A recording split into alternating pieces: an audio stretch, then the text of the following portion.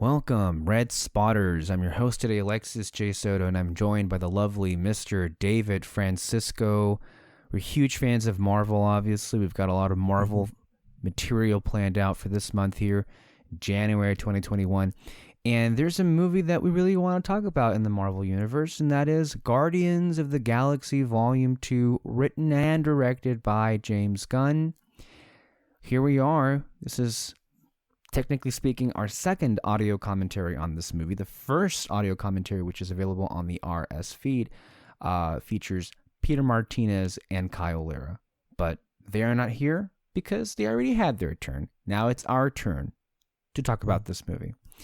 And I think a proper way to start off with this is saying that we were, at least I was, really captivated by James Gunn's commentary track, of which David also listened to. So we may be dropping some stuff about, information that we learned through that commentary. It's very good and very informative. So stick around with us today and listen to what we have to say. I guess in talking about this particular scene that we're seeing right now with Meredith Quill and with Ego here, all I want to say right now is I get a huge smile on my face every single time the opening shot of the movie. So you have here basically the big track shot with the car driving and the music blaring and the font Missouri 19, whatever it was.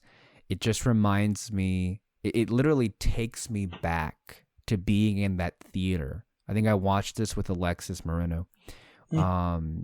And I remember just how exciting it was to be seeing a Guardians movie again. And to be honest with you, and all cards on the table, this is one of my favorite Marvel movies.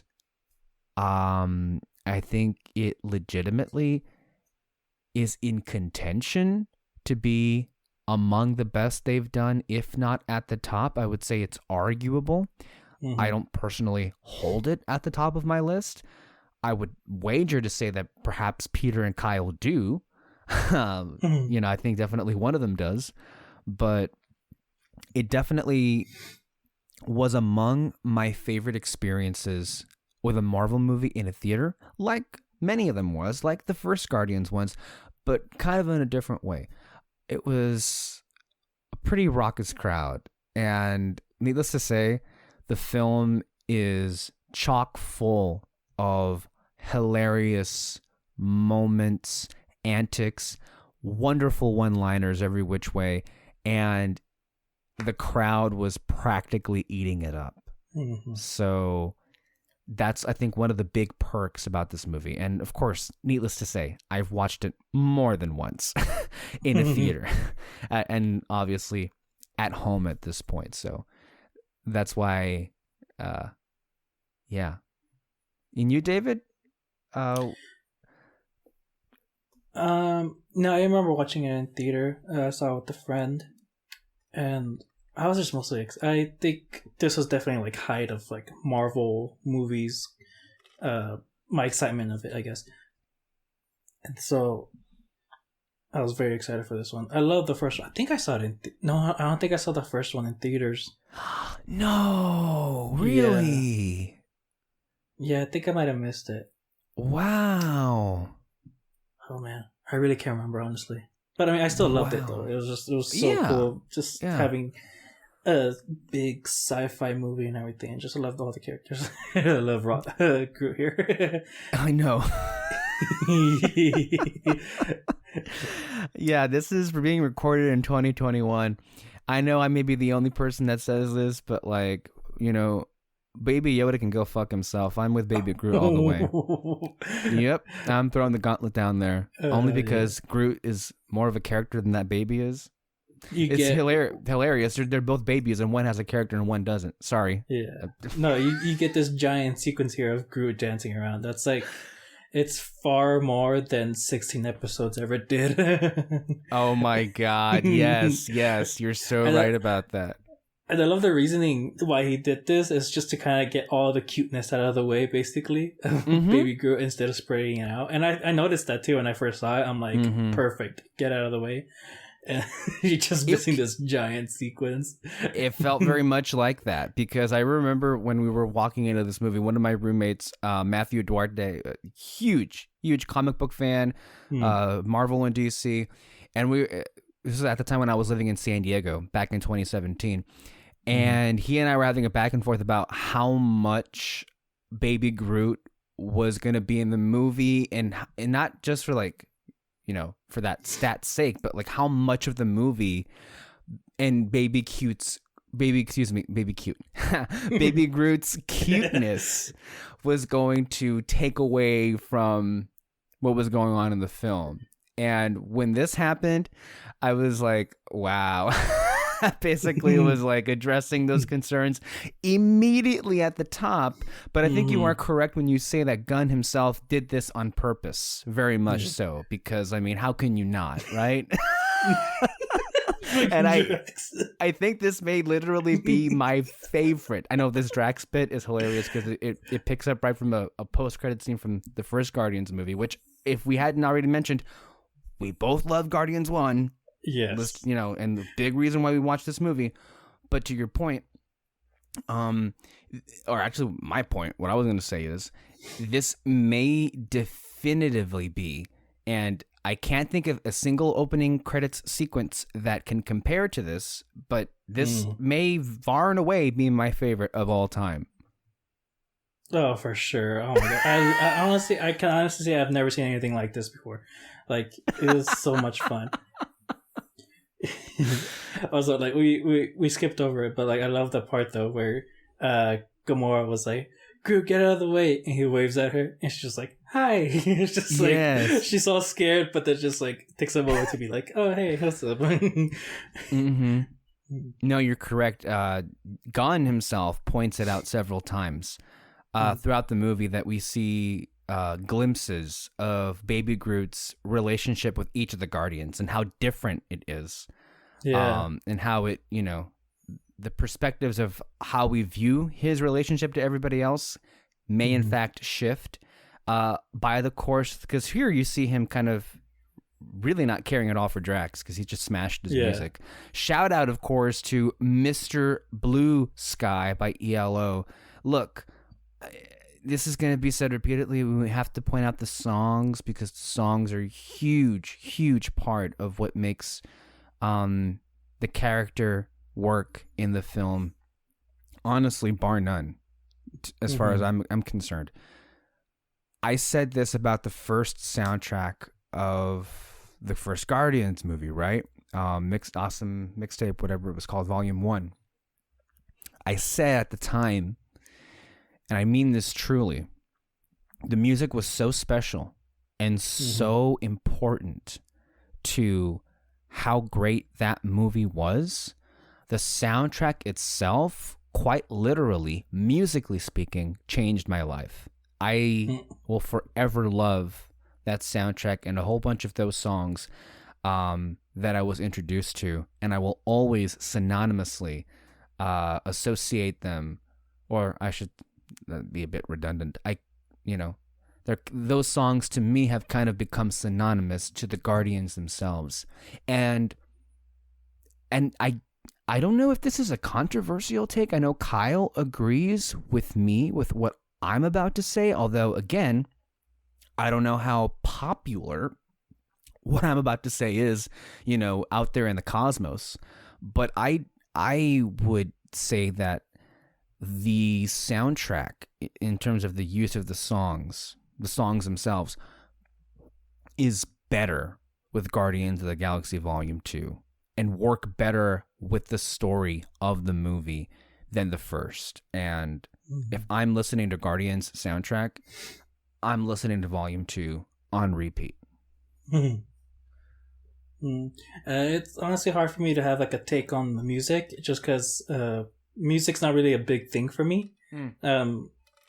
Movie scores are, but like, whenever there's a song playing in a movie, I'm just kind of like, I I can get into the beat of it. Like the first one here, like yeah, it seems it works perfectly with what Groot was doing, dancing around, just kind of being adorable. I can get that, but like, I know Kyle, he likes to kind of like dissect it and really he like, gets way into it. yeah, and that's really interesting. I just like for me, like the lyrics just go from one ear to the other. Like Yeah. it's really hard for me to have a take on music. So, but I do enjoy the songs here. Which one do I listen to? What is it? Wham Bam. That one I actually listened to a lot. That's fun. Just because it was so great in the movie. I'm sure we'll get to it, but well, yeah, and we're gonna get to all of them, right? But like, I think the main point is many of the songs themselves feel as if they're so appropriate for the story that's going on with the Guardians that they feel as if they were written for this movie. When it comes to, Brandy, the chain, especially, father and son by the end of the movie, a lot of them, lyrically anyway, feel very appropriate to what this is about. And I don't want to get on a tangent this early on into the movie. I do want to make sure that we are acknowledging things as they go along. But again, if you're listening, please bear with us because there's a lot to say. But what I was a little bit trepidatious about, interjecting this early on is, of course, the very cold and almost kind of dismissive attitude that this movie has kind of gotten. Like this movie is what now, 3 years old, technically speaking, about to become 4 years old with, this year 2021. My impression certainly seems to be that people kind of forget this movie even exists. I mean, yes, there's a Guardians movie, but when people usually talk about how much they love about the Guardians, they usually just talk about the first movie and not this one. And I think it's going to be pretty clear that, as I think, David, you just said several minutes ago that you consider this to be among, the cream of the crop for Marvel Studios. And I would, based on my impression, that's not how most people would see it. No, I remember reviews coming out and people were just like, it wasn't negative about it. They were just like, it almost seemed like they were just underwhelmed about it or something, which I did not get that at all when watching this. I thought this was exactly what a sequel needs to do. And James Gunn mentions it, he does this in both movies, but like he really wanted this movie to be focused on character, like far more than the first one and everything. And I think that's what this sequel needed, to like really focus on the characters more, not really so much of a giant plot here. I know, it's funny. Yeah, in many ways, what I feel really makes the movie work and the movie overall better than the first one is because it almost entirely is absent of plot, which may sound like a negative, and that only sounds like a negative because so much of pop culture values plot over anything else in a movie, and that is just so deeply misguided from my sensibilities. The priority of a movie, especially, I feel, a blockbuster and, a franchise film like this one, but any movie really, regardless of genre, should be focused on character, building character. And this movie is nothing but character. And I just, the fact that this movie has gotten the cold shoulder, as they say, only just reinforces what I fear is the popular train of thought out there, and that is character development is not as important as plot, connections to other parts of the universe, references, Easter eggs, and its connection to, I guess, the Infinity Saga. And it's, with all due respect to the critics in particular, not all of them, but a lot of the reactions were pretty dismissive and pretty much, dumbing the movie down to, it's funny, but nothing really happens. And I cannot disagree with that sentiment enough. A lot of work happens here. This is why the Guardians of the Galaxy work as characters. Because the movie is all character. If it wasn't for this movie, we wouldn't have had that great story with Gamora's sister on Endgame. We would not have that. So this movie is very, very important. Well, at least what happens here, it's very important. In fact, when you go and watch Infinity War, I mean, this takes place, I think, approximately, what did Gunn say, 4 months after the first movie? Yeah, so around the same time. So we're back practically catching up with them where we left off, and off the bat, you're seeing, a lot of the egos fly back and forth. One of the hilarious, I think this is almost anything they say in the movie by the Guardians is hilarious, especially when we talk about, we're gonna jump on it right here. I love this moment because it's so stupid and crude and crass, but hilarious. Is the turd joke. And it starts off with Quill and with Rocket just like, threatening each other with, placing a turd in their pillow. And then Drax was like, I have famously huge turds. And then you cap it off with Gamora saying like, we're about to die. And this is what we're discussing. I don't know why, but I found that moment so fucking relatable to the conversations that we have as friends here on this channel. So like, oh my god, for sure. No, what I love this part though is that when you find out that there's not people in the ships, they're like being controlled on the planet. I love you get that retro gaming type of a sound effect. Oh, I like love right it. Here. Yes. It's so cool. It's like a fucking arcade game. Love it, man. Yeah. Gunn knows, he knows the audience he's talking to. And I think there's also a Pac-Man, a literal Pac-Man reference later on in this movie. Oh, yeah. Remember that one? Oh, Jesus. But the point to what you were saying earlier, yeah, there's a lot of conflict. There's a lot of clashing, and that's ripe with so much potential that the movie easily exploits to a great, I think, result, and that is you get a chance to push the characters forward, to give the main Guardians full-fledged arcs with story arcs or character arcs, basically, but they all go through a huge growing experience, and they're all thematically tied into pretty much all thematically the same thing, and that is family, which is what the Guardians in and of themselves are really in the first place. And so when you get to Infinity War and when you get to Endgame, what I was really just shocked was like how different Rocket is. I mean, a lot of Rocket is Rocket, but you can definitely sense in those movies how much older he is, at least mentally speaking, how much more sure and mature he is in those films. Are you talking about Infinity War? Yes. Oh, okay. Yeah, both of the movies. Yeah. Oh yeah. No, actually, I just noticed it here. When Drax pointed out, it's like, oh, the only way you can get through here is to be the best pilot or whatever.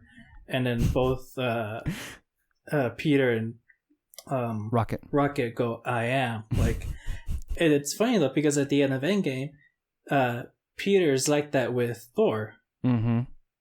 And so what I'm hoping in Guardians 3 is that you don't really get that competition between the two. Like, I would love it. I've said this many, many times. I would love it if Rocket becomes like the new leader, basically, of the Guardians. Mm-hmm. Which would be great. Well, it's interesting you mentioned that because of I feel in out of all the characters in the movie, he has the most growth in this in this Guardians 2, which is in many ways why I think the movie closes with him, and I believe Gunn has spoke to how much of Rocket's journey is very much James's journey, in life, and obviously that translate on screen. But I got the sense anyway that when you see this character in those later films, he's not like above it all, but like there's a sense to him that's just so like confident and sure of who he is, more so than you get from, Guardians 1 and 2. Meanwhile, Quill in many ways has, I guess you could say, he loves more and appreciates more, but he definitely has not really progressed all that much. Mm. Or you could also say he is just very prone to his worst tendencies, which of course, and by the way, if you're listening to this, David and I were also part of, with Alexis, audio commentaries for both Infinity War and Endgame. They're pretty recent. They're from last year. I thought they were pretty great commentaries. Yeah. Go listen to them. This is, really good. Mm-hmm. Only listen to them. Mm-hmm. Actually, what you mentioned earlier of Rocket being like James Gunn, like basically like really putting himself into Rocket's character. Mm-hmm. But it's funny though, it's because of Rocket's story that he took on this movie. So Marvel like went up to him, were like, "Hey, do you want to make a Guardians movie?" And he kind of thought, "Oh, this seems a little bit ridiculous, like a talking raccoon, a talking tree, you know."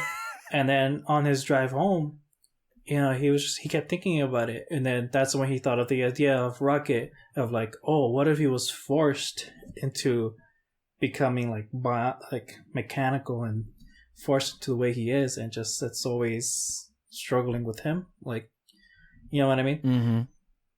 And so that story is what got him to be like, oh wait, this can actually work, and so yeah, you're definitely right that he definitely has a big connection to Rocket, since his character is the one that started the story basically, and that's why I think he's gonna do something really big with Rocket with Guardians 3. Oh yeah. By the way, Drax's laugh always kills me. It's honestly one of the most infectious laughs in cinematic history. Like, honestly, man. Like, at least, with what I know, like he's. But then again, so are the Guardians. They're great with that. And what you were saying is so right, because there was it kind of looked for the longest, not the longest, it was what, a couple months it lasted, but it looked as if Guardians 3 wasn't really going to happen, at least not with Gunn involved. Remember that point in time, how fucking depressing that was? Yeah. That was a really crazy time, honestly. And I mean, I can't remember like what exactly I was thinking during that time, but I just remember going like, wow, that's the stupidest thing I've ever done. But I thought they were going to fix it in the end. I hate that they were kind of like, oh no, we never fired him per se, that. No, they fired him. Yeah, they fired him big time. Yeah. Although I think it was pointed out that it was Disney Studios that fired him and not so much Kevin Feige. I could be wrong. Oh no, it wasn't Marvel. They were not in the decision of doing that. That was clearly all. Particularly, it was Alan Horn, the chief of the Walt Disney Studio, that did that. Again, that's all been litigated and done. We don't want to, spend too much time talking about that unnecessariness. But the point is, we're gonna have a Guardians Volume 3 with James Gunn back, and it's going to be probably the best Marvel movie in the next couple years. Mm-hmm. Until we see the Christmas special. Oh, yes. Oh, my God. That's going to be so great. Mm-hmm. Absolutely. And now we're about to... Well, I guess... Let's see here. We're about to jump onto Yondu, right? I really enjoy Michael Rooker. He's a really great character actor. And obviously, I think Gunn spoke to this, how close they are as friends. I really liked Yondu from the first movie. And I especially love Yondu in this movie. No, they really, I think, integrated that character story well with everything. By the way, this sequence right here, where he very obviously just finished doing a couple rounds in the sexual manner, as they say, with some what looked to be like robotic prostitutes. That has to be the single most un-Disney thing ever in a movie coming out of the Walt Disney Studio. Right? I gotta be honest, my mind did not go there when I saw this scene. Peter's mind went there first. He was the one that, like, I think, I don't, well, how many minutes are we into this recording? I'm pretty sure. Okay, well, I don't know anymore, but I remember having a conversation with Peter, and this is where his mind went to. And then when I went back and watched it, I was like, yeah, I guess that's what happened. I mean, isn't it pretty clear? I don't know why. It just, my mind did not go there. That's like, oh, he just went a couple rounds with some prostitutes. Like, what the heck? I don't know why. It's weird. No, but I remember Peter pointing it out. It was on this scene exactly. Where he said, like, he said that I gotta give mad respect to James Gunn for actually putting a brothel in the Marvel movie. It's so great. And I agree with him. Like, when you do think about it, it's like, whoa. Yeah. They did do that. Also, like, it was pretty clear. He was putting his pants on. Like, I mean, that's... I don't know how else you can interpret that. I don't know. Also, we have the great Sylvester Stallone here. Mm-hmm. Very limited screen time in the movie, but I think to great effect. The whole thing with Yondu, and Gunn speaks to this quite extensively, but I think it's also not very difficult at all to really discern what the story here is, especially as how, later on in the movie, Yondu is basically saying that he was part of his own family, like how the Guardians are, and tying Yondu's story to Rocket. First of all, Yondu and Rocket were probably among my favorite characters from the first movie, so pairing those two up was like, yes please. And it may have featured some of the... Oh, there's Taserface. I cannot... This is a thing. This movie... Really, I think... It was funny the first time, and it only kept getting funnier from there on out. I cannot look at that character and automatically think Taserface. Is how good this movie did in, like, completely, like, clowning that character later on, Yeah. We should, go ahead, David. You were going to say, I was going to say Aisha. I love how pretentious she fucking is. Like, what the fuck is this? Like, they're rolling out the carpet for her to walk on. I guess this is snow. But you were going to say?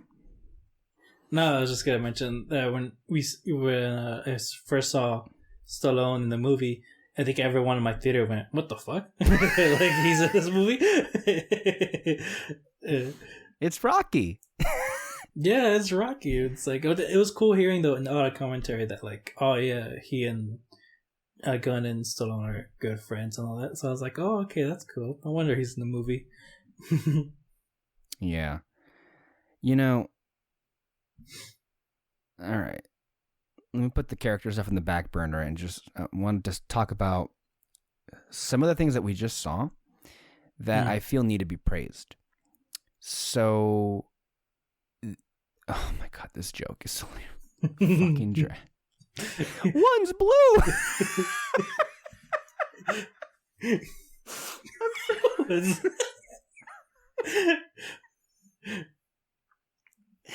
Sorry, man. That really, I had to get that out there. Holy crap. God, what was it? Okay. In just the span of how many minutes we have here, we're 29, basically 30 minutes into the movie. And do you remember what the name of Aisha's homeworld was? Aisha, is it?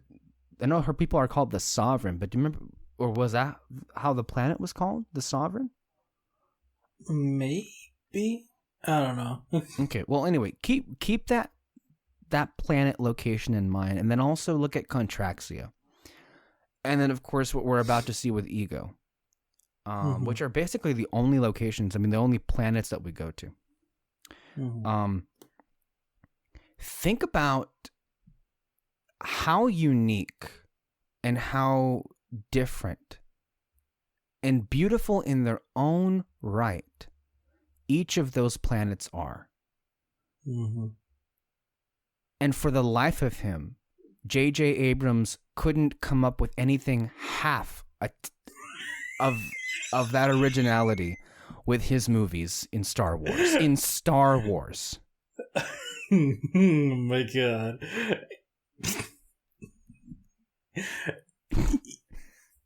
Yeah. I mean, honestly. Oh god. I didn't want to open that. I know. I didn't want to open that wound, but like I think it needs to be said because not enough, I feel, is given credit. I think one of the things that the Marvel Cinematic Universe does well, and in fact, I would even wager to say that especially the space locations, the different planets that we see in not just the Guardians movies, but in other, I guess we see it in Endgame, Infinity War, as well as Captain Marvel. They have a lot of really unique, creative, beautiful designs into those movies that kick the ass out of the new Star Wars films. I guess Last Jedi, notwithstanding, not to the most extent, there was more originality in that movie than the other ones. But the same rule applies: is if Marvel can come up with some pretty, and I don't even think all of those designs were they could not have been lifted from comic books. All of the fucking planets they've been to. I mean, that just seems too specific. Although I can't be sure about that. The planets may exist, but I'm not sure about the designs that they were ultimately put in the movie. But, I mean, God, how much more inventive and creative is this than, Jungle Planet, Snow Planet, Desert Planet? Desert Planet. I think the only one that was creative was in Mandalorian with the Ahsoka episode, but I mean, that barely. Really? It was really just the animals, I think. They just made it like, oh, okay, this was a standout, I guess. Interesting. I don't know. It's weird. But, yeah. James Gunn. Give him a Star Wars movie. Oh, God, yes. Give him a Star Wars movie and he does the same planets here, just like Star Wars and Marvel combined. Yeah, and I think, one of the things, and I don't want to, spend too much time talking about the differences between Star Wars and Marvel and, what they do better or worse, but like, since we're on this notion already, I mentioned how like, well, yeah, the designs and the concepts definitely were a lot better done with, this movie clearly and some others, but I guess to me, a little bit of the weakness, and I don't know if you notice it, David, and you maybe not from here, but when we get to Ego's planet, a lot of the blue screen really starts to become noticeable. I don't know if you've ever become. I didn't notice it in the theater, but when I see it on my TV, and I guess it may be because it's in 4K, some of the backgrounds look really fake. Oh, yeah. I noticed it. You notice it? Okay, because I thought it was just me. And there are a couple of, and again, this may be getting away from the character stuff, but we have a lot of time to get to that point. Oh, this scene? Love it. It's hilarious and embarrassing. This is an actual set for one, so you can definitely tell that. And I guess that's the point. What I was going to say is, with the Star Wars movies, and I guess, it was I'm talking about the big three, but they really do build those huge sets, and there are no moments that I can think of, at the top of my head, where you can see through, I guess, the effects, and I mean the new ones.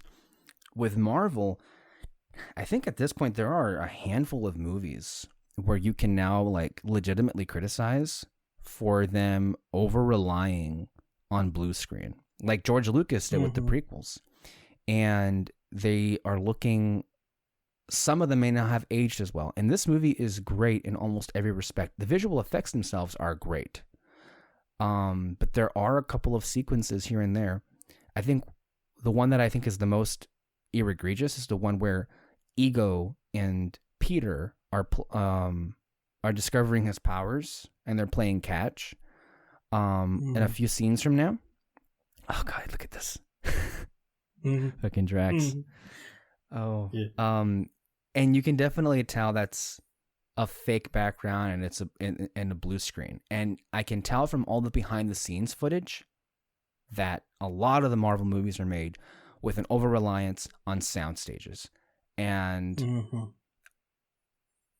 it's not all of them, right? Because with Infinity War and Endgame, that's a different story. And yes, you could argue those movies had higher budgets, maybe a little bit higher budget than this movie, but this is a huge blockbuster too.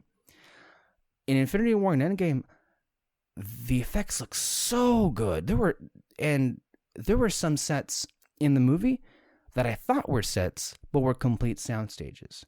So for those movies, they worked out really well. But for other films that I guess you could consider smaller, like what am I thinking of? Ant-Man and the Wasp, even some shots in Black Panther, and that looked ugly.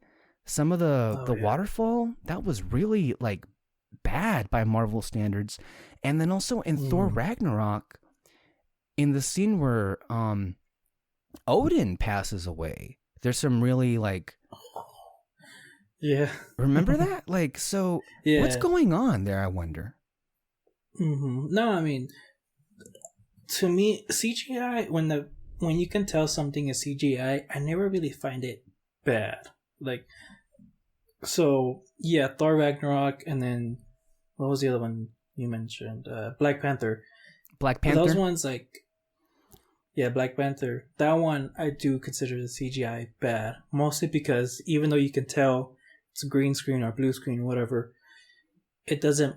They don't blend the characters. I mean, don't blend with the CGI. Whereas with this one, like I said, like, yeah, I noticed that there's CGI going on in this movie, but again, it blends. They blend with it. So like the one standout is when Gamora is her and Peter had this huge argument. She's alone. It's right before her sister attacks her. Mm-hmm. Do you remember the scene? Yeah. Like that one. Like, yeah, you can tell it's a CGI background and all that, but the light is literally surrounding her, and there is what's the word, like, I guess the light is reflecting off her skin, and you can see that, and so I don't find it bad because, like, again, they blend well with the CGI. Whereas Black Panther, again, you get the waterfall, you get that scene where Killmonger dies, and like you could tell they're just standing in front of some picture, and then there's other ones, like, you know, let's say if Drax wasn't that well CGI'd, or like you can tell, like, or no, best example is Infinity War with Proxima Midnight. Like, huge difference between her and Thanos, but I mean, it's for a good reason. You know, they put so much effort into Thanos, which was a great payoff. But with her though, like, I didn't find it bad just because, you know, there were still some little details within her face, her movements were right, unlike Black Panther's, where I did not like that final fight. It was so blocky and all that, and it was weird. So yeah, and this isn't the first time we bring this up, and I have to wonder, was it the fact that all the money was literally going to the big Avenger movies that they couldn't, because a lot of those movies came out around the time that the Avengers films were being released. I mean, I think any movie does that. You know, you try to prioritize a certain scene that you're going to use CGI. You want that to be the best part. So, It makes sense that Marvel would try to put all their money into Infinity War, because if they didn't get that right, oof, it'll be a lot of backlash from the fans.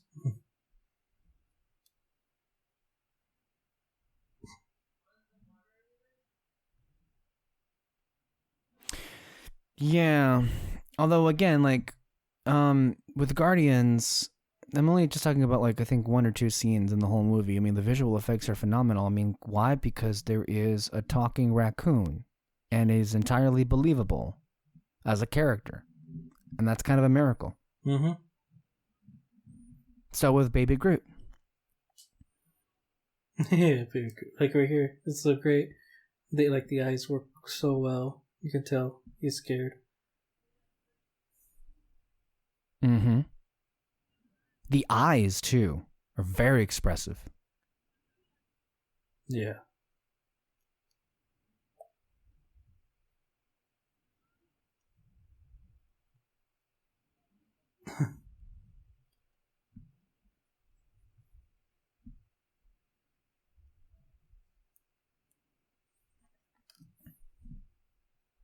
So, what did you think of the scene coming up with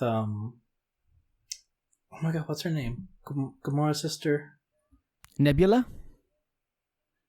Nebula. Oh my god, what she did with Yondu. What did you think when you first saw it?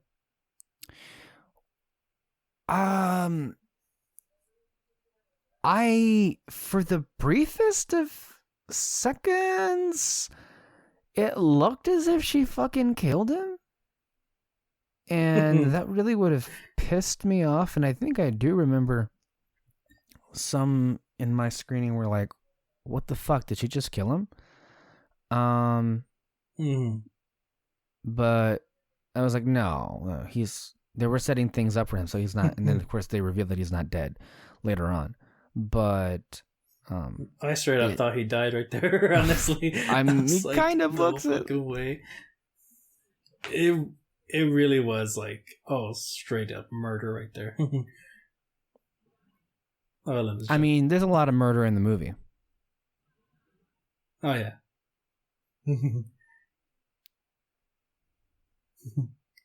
It's not right.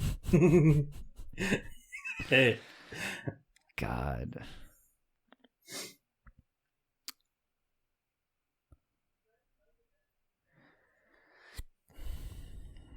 And there's Peter's Walkman, which, if I recall correctly, was the gift that his mom Meredith left for him, and that he opened at the end of the last film.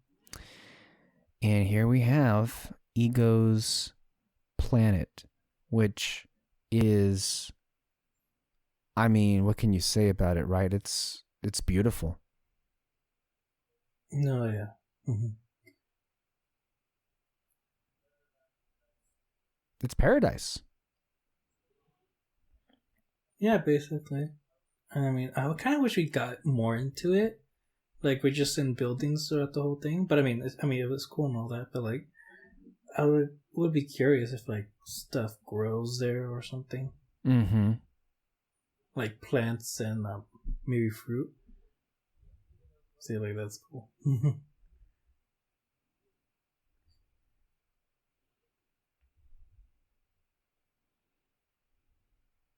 So we're about to get into the whole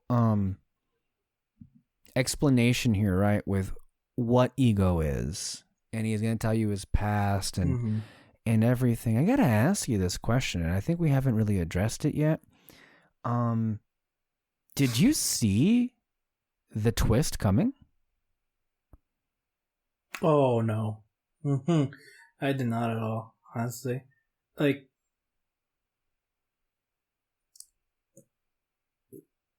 So I know James Gunn mentioned that he, in his eyes, he did believe Ego did love Peter's mom and all that, and I believed it too. And I think one thing that he mentioned, it was about Peter's power. How come, like, how his was the only one that works out of all the other children that he had. Mm-hmm.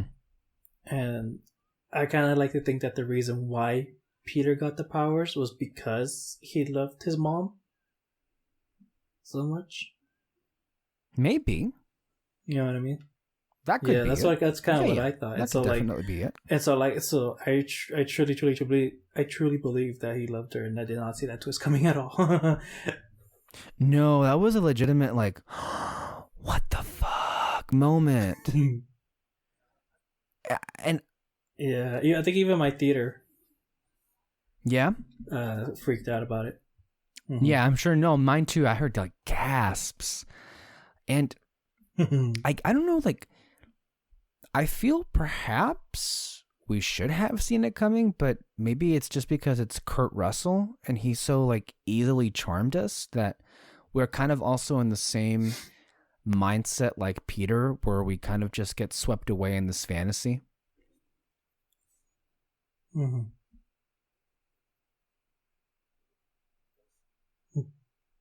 Oh my god.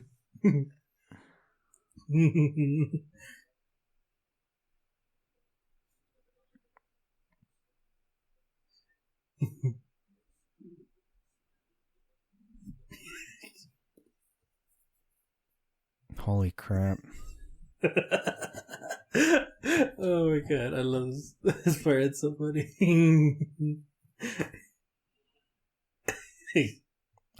This moment here where Drax looks down at it.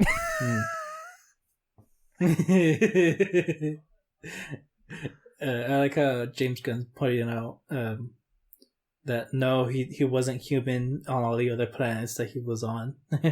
Like he did turn himself into whatever species that was in the planet that he was visiting. Mm-hmm. I mean, he had to, obviously, if he wanted to get what he wanted. But that's something people were pointing out. It's like, was he human the whole time? No.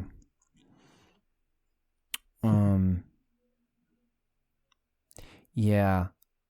One of the weird things, I don't understand this, right? Because here you're seeing some pretty emotional moments.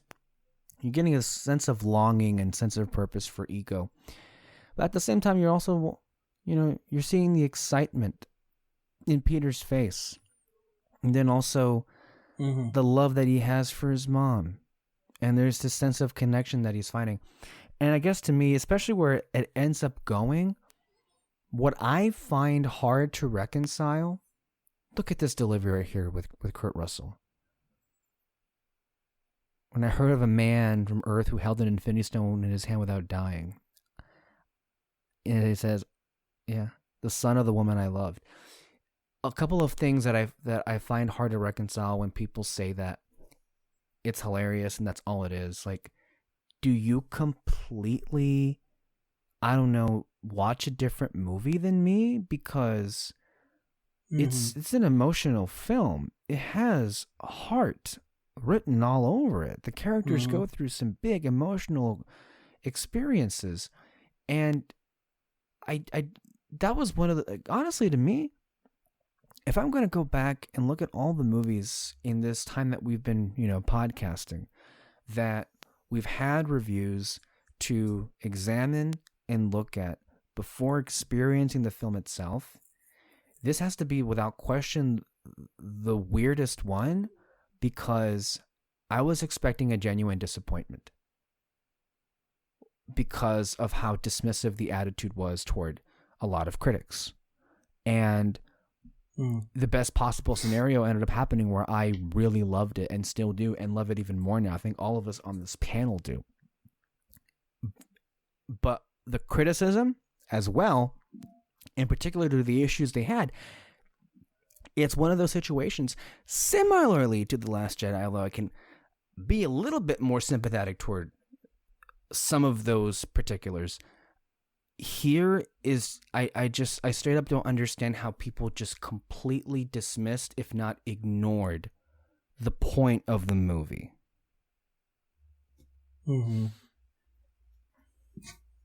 No.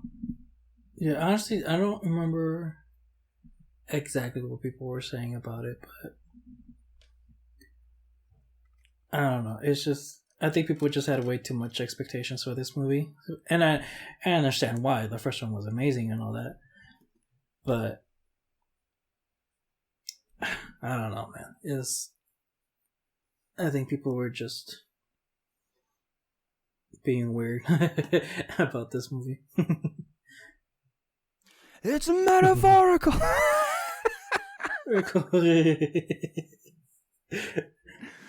Damn right, it is metaphorical.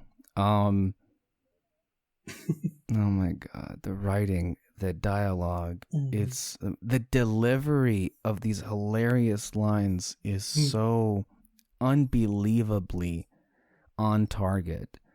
Better than I don't know if there's a correlation here, but because of how much humor is infused, not just in the Guardians films, but perhaps I think the Guardians films are the best example of that. But in many of the Marvel movies, there was a lot of humor, embedded within the formula and the DNA of films.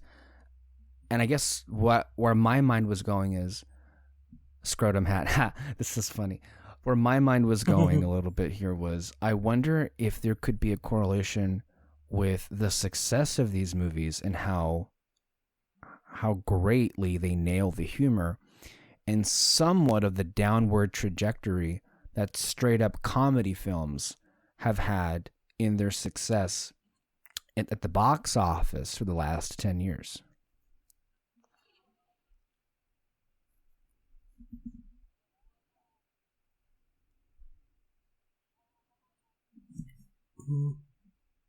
Wait, can you explain that again?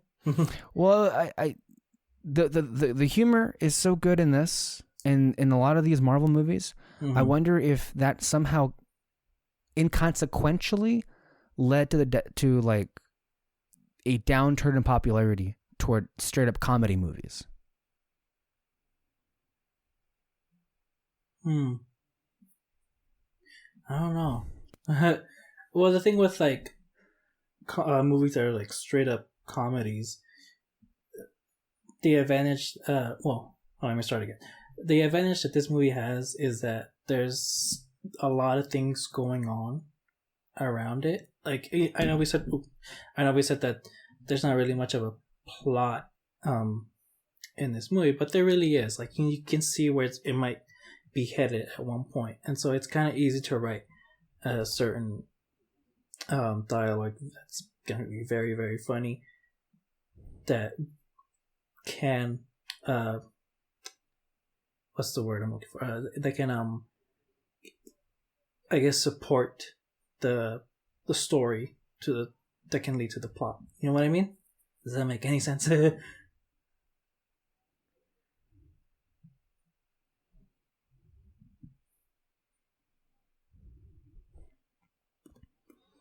Okay, you're back.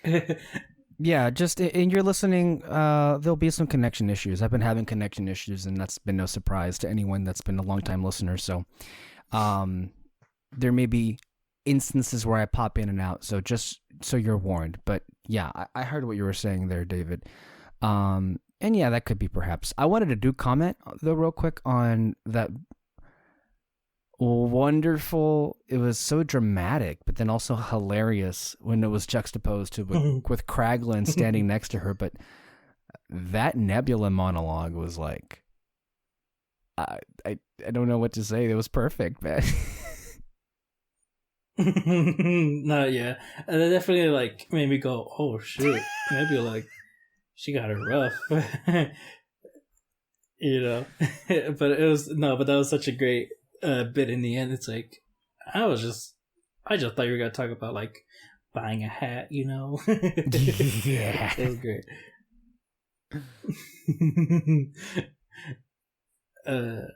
But talking again about the comedy, but the thing with like movies that are straight up comedies,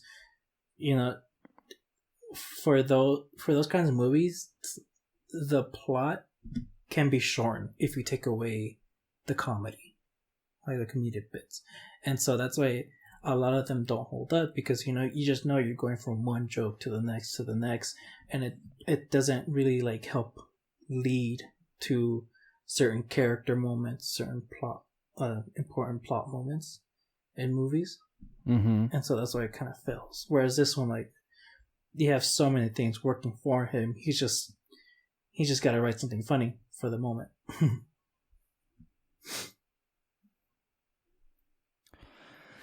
No, absolutely. And oh yeah, this is the scene we were talking about, right? Like that. Oh my goodness, that doesn't look good. That great. I mean, it's. I guess it's not the worst thing in the world, but you can definitely tell the background is completely fake. Mm-hmm. So in that instance, I almost just wish, like, would it really have, I don't know, cost that much to just build the set? Yeah, true. And not everything though, too. Like, you could have made the floor at least or something, and like Yeah, add CGI later but on, or but I think that also adds to it some is the fillers. floor itself is fake as well, and it really couldn't Yeah. have been fake. It could have actually been real and everything. So that's unfortunate. From certain angles, it looks better, but oh god. Mm-hmm. So this part right here, I was laughing way before the audience did, because I was like, "Oh my god, they're gonna play catch," Yep. because he brings it up Mm-hmm. earlier in the movie. But then as soon as he throws like he makes the first throw, everyone starts laughing. I'm like, "Oh, they get it now." It was just, I love that moment just because, like, I like the fact that I got the joke right before anyone else. This scene right here with Drax and Mantis, I think it legitimately is one of my favorite scenes in the movie. Mm-hmm. Because So right yes, here, go ahead. you don't think the background is? I'm sorry. Right here, you don't think the background looks bad? Not as, I don't notice it as much as the other one. Do you? Mm-hmm. And I think, like I said, no, I don't think it's bad. And like I said before, because they blend well. Yeah, with the you're right. Yeah, with, that didn't look bad to me at all. Yeah, because like in the earlier scene, there's not much lighting going on around them with both Peter and Ego. Whereas with this one though, like you see where the sun is coming from, and like they have, like right here, her shadow fits perfectly with where the sun is at and everything. Mm-hmm. That's what I mean when I say that the characters blend well with the background. Sorry, I cut you off. No, it's not you. It's the damn connection. It's trying to kill me this week. No, but this is a really powerful sequence, and I wonder if perhaps again, if people just completely missed the scene, because one of the criticisms that people had about this movie was that Drax had nothing to do, and that was, but okay, but then there's this. I mean, Drax and Mantis are a hilarious pair up, and I think one of the true strokes of genius in the movie. But I feel that sequence that we just saw really encapsulates really what their relationship to each other is. It's like she, in that moment, while touching him and feeling what he's feeling, although you couldn't tell from the outside, was an anguish, an absolute turmoil, to where she completely just exploded into tears because of how he was looking at those pools and thinking about Ovette and Camaria, his wife and daughter that were killed by Thanos or Ronan, whichever one it was. They're all at fault anyway. Yeah. And when Drax says to Mantis that you do remind me of my daughter, because of the innocence that Mantis very much is, like, she's very much a little girl. She doesn't look it, she looks like a grown woman, but considering how she was raised, and she's only, she's basically just been a pet to Ego, she knows very little. And it's also interesting, right, to pair, because that was Drax in the first movie. When Rocket said metaphors go over his head. And so you give Drax a character who basically is less self-aware than he is, to an extent, and maybe knows less than he is.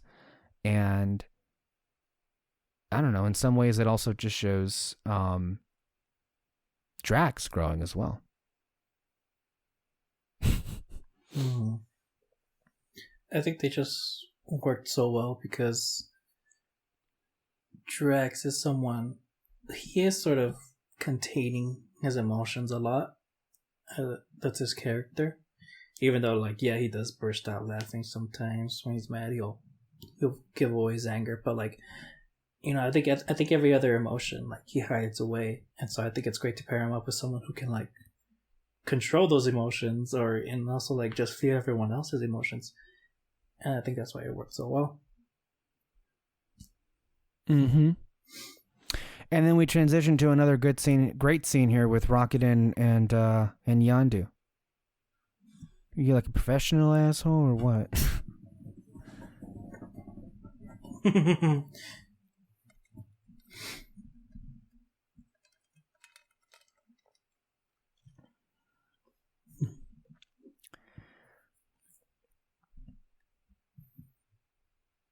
Oh my god, the sequence. Holy crap, we're about to... So, aside from the opening of the movie, I think this is the most Baby Groot here, but I don't know, I guess cuteness can factor into it, but oh my god. I mean, we're going to see it right now in its full glory. Groot just... And it's interesting too, right? Because like you see him like sometimes, if rarely, he understands, I guess, what is being asked of him, and then for the most part he doesn't. Which, from a story standpoint, this entire sequence here is doing great work to build actual suspense later in the movie when he has to be depended on to properly turn a bomb on.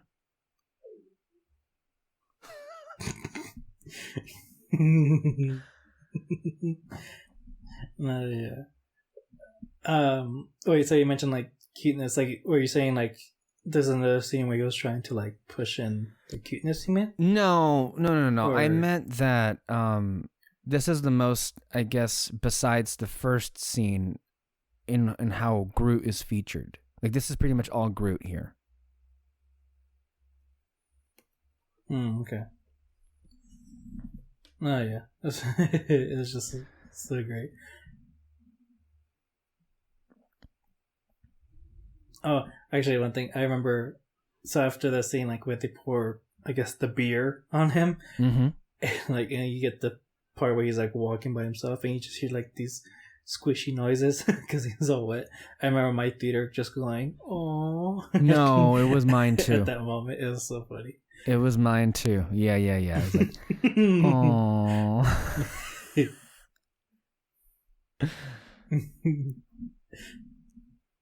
I like James Gunn also pointed out, I think it was that kick that he got at the end of that sequence. I think they wanted to like cut it out or something like that.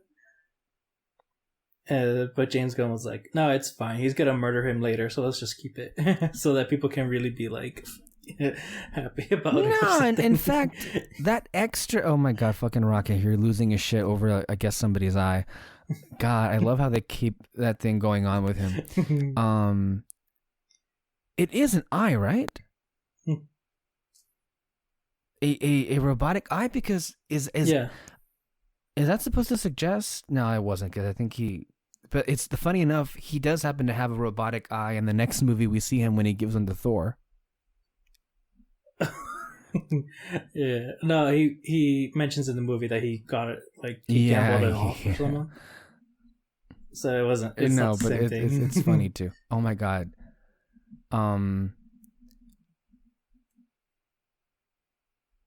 What was the question? I'm sorry. What were we? I got so distracted by the fucking toe. Was it the toe? Yeah.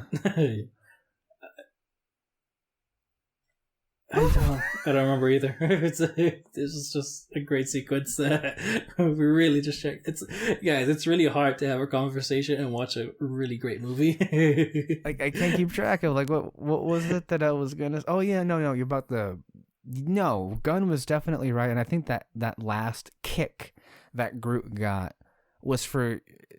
That was our signal, like, oh, you need to get like so murdered, like what piece of shit kicks Baby Groot?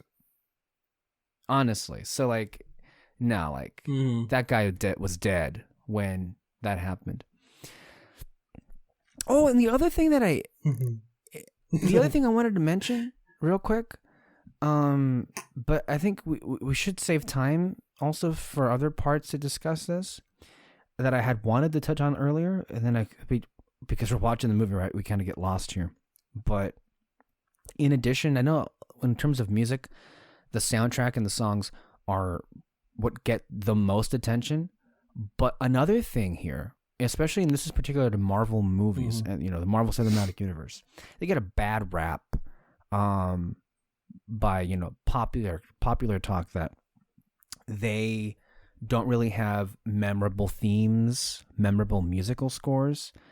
I noticed that talk completely, I don't know, shut the fuck up itself, if that's even a way to say it, when Ellen Silvestri came back to do Infinity War and Endgame.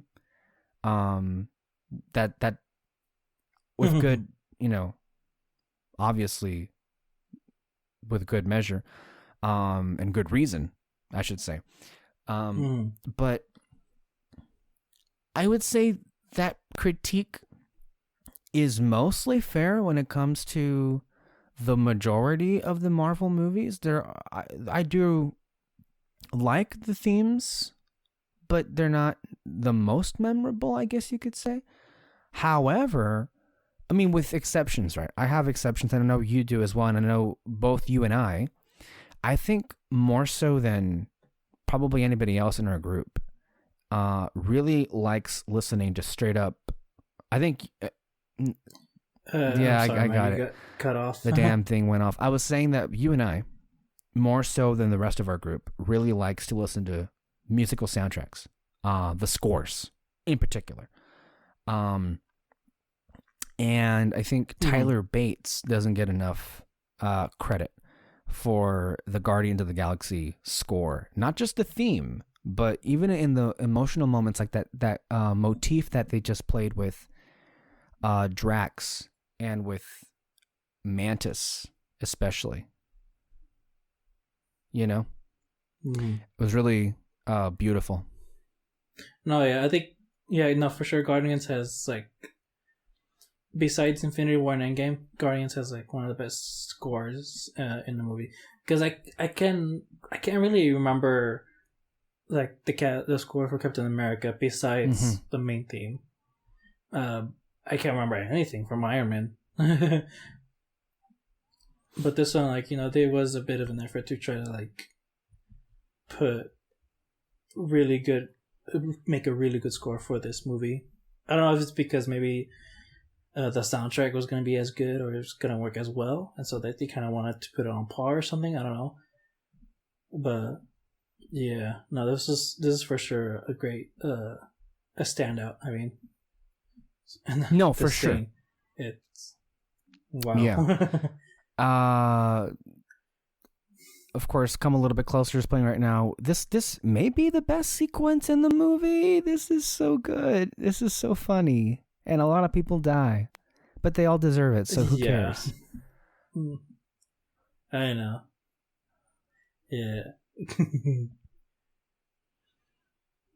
No, it's just, I mean, it is weird. Like, it's crazy just how fun it is to watch two people just murder a bunch of others. Yeah. Now, this is legitimately badass, unlike other things that people want to claim are.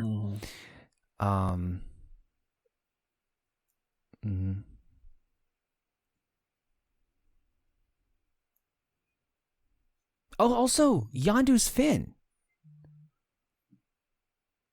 looks really good. Oh, yeah.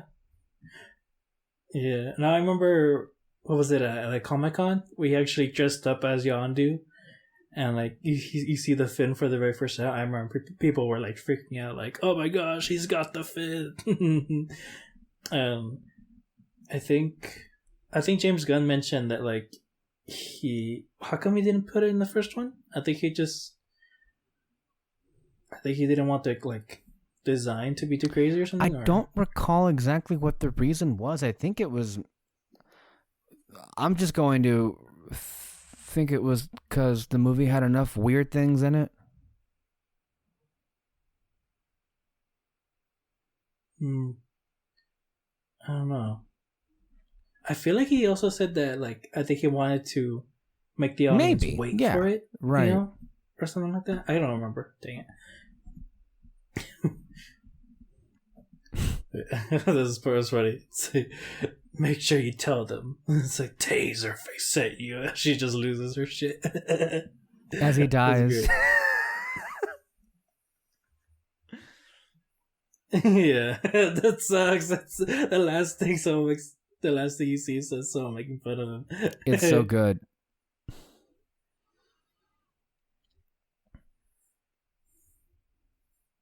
Oh god, oh, this is great right here. Just seeing other what the fuck? I don't remember that. There's Korg. I'm kidding.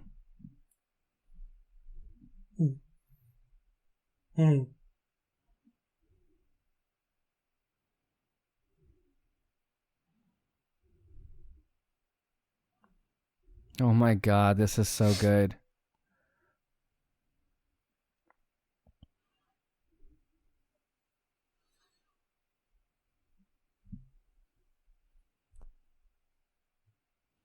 This scene too I love in particular because Quill kind of, I think for the first time, really brings it up when they're dancing with each other, which is a beautiful moment. His voice gets a little soft and he looks longingly at her while they're dancing and asks, "So when are we going to do something about this? Us?" Because clearly something special is going on between these two. And it comes back later on at the end of the movie, obviously, when Gamora basically gives him his answer. No, yeah. It really is a good sequence.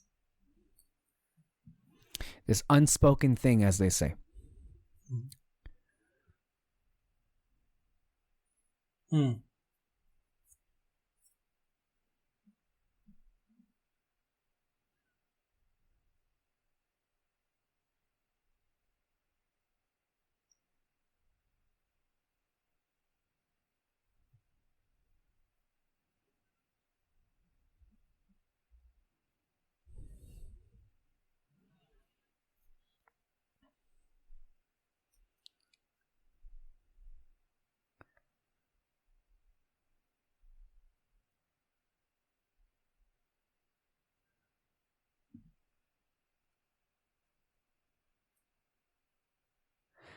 David, this is a really strange question, but if you can follow along with me, do you remember in the first Guardians movie, Gamora's hair, was it this color or was it just straight up black?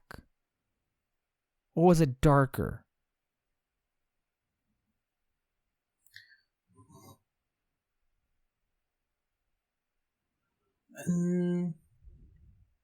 I think she did have the two colors, but I want to say the top half was a bit darker. Yeah, I think a theme here, it's like, with Guardians of the Galaxy making so much money that it did, and with the sequel, they really just went with it even more so in terms of like putting more color into the movie. And then, just going for other things like, obviously with, there's that scene you talked about, but there's the fin with Yondu and everything. So, and then with Mantis especially. So, Yeah, and Mm-hmm. like that's a good shot.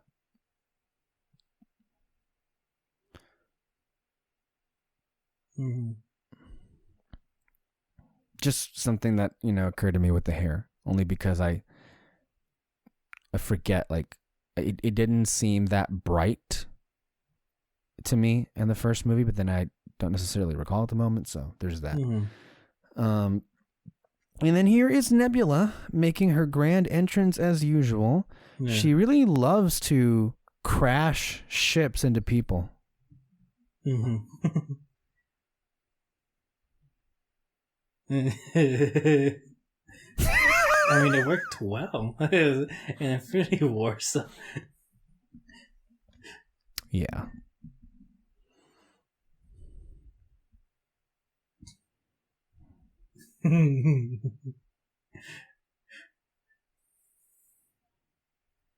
Holy crap. It's honestly kind of funny that Nebula said that she never could be her sister, and then now she has this giant ship shooting at her and can't get her. That is pretty funny. It's like you really can't win, huh? Yeah. And then fucking, oh my god.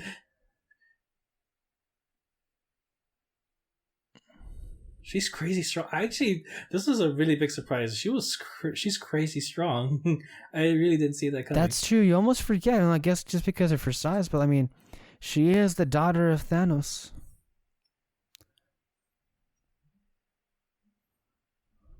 Mm-hmm. I mean, I don't know. It wasn't really so much size. I just didn't expect like, oh, she's right. She's an alien. I'm sure she has some kind of super strength. It was just a surprise. I also love just like, I guess, the subtext going on here, which is like these are these two sisters fighting, but like in terms of like how like all out like they're going with each other, it's like, oh yeah, this is how sisters are.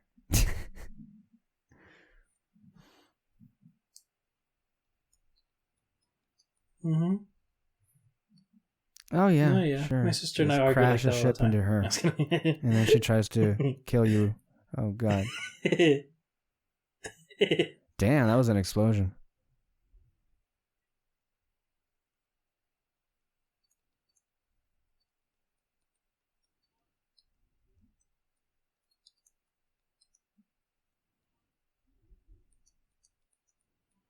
And then they still fight.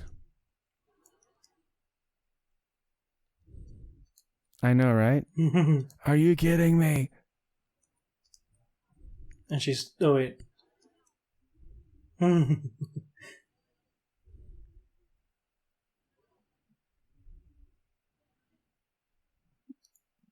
she actually got her this time.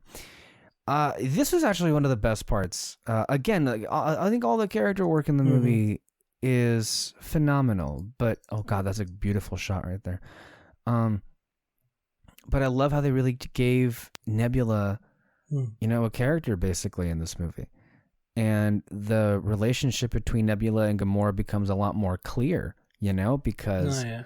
um, what what's so beautiful about this sequence, it's like, up until this moment you thought like, well, clearly like Nebula was basically the ugly, not that I'm calling her ugly, but like in Cinderella terms, the ugly stepsister here.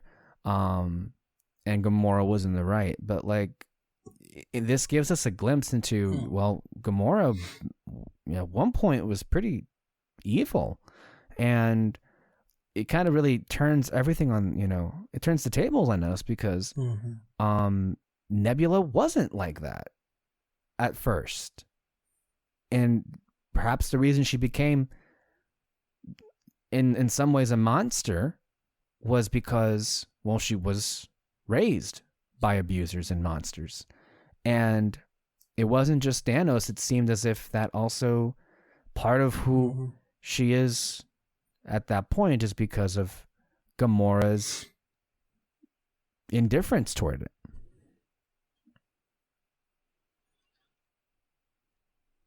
Mm-hmm. I kind of. I mean, I kind of like the thing Nebula really never had like a monstrous side. I mean, No, obviously I'm the with first you. one, like, I'm well, with you. actually, no, in the I don't first think one I she's never like really saw a her like a. monster per se, like Mhm. Thanos is, but I think she played the part, but I was never convinced that she was like, I guess, evil per se.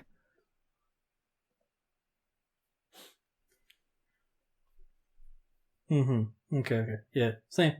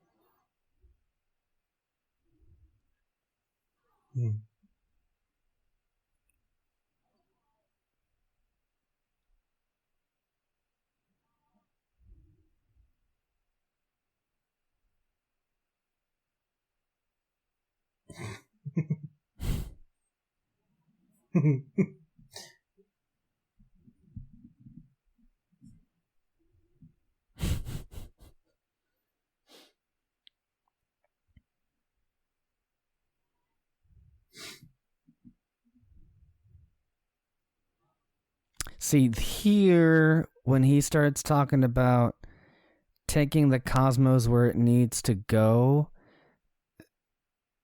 and then with the music coming in here, and then with Mantis looking fucking terrified, a couple of red flags are going off here at this moment.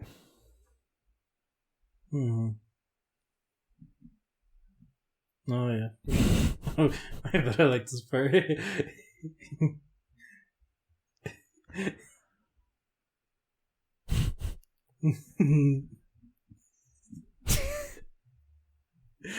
Oh my god, he's so great.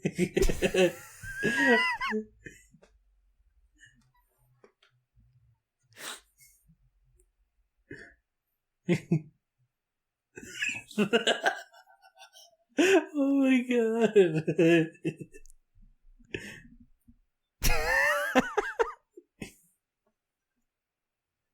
There's no need to get personal.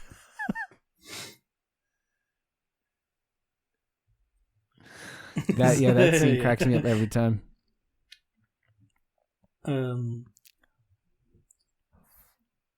Yeah, it's hilarious.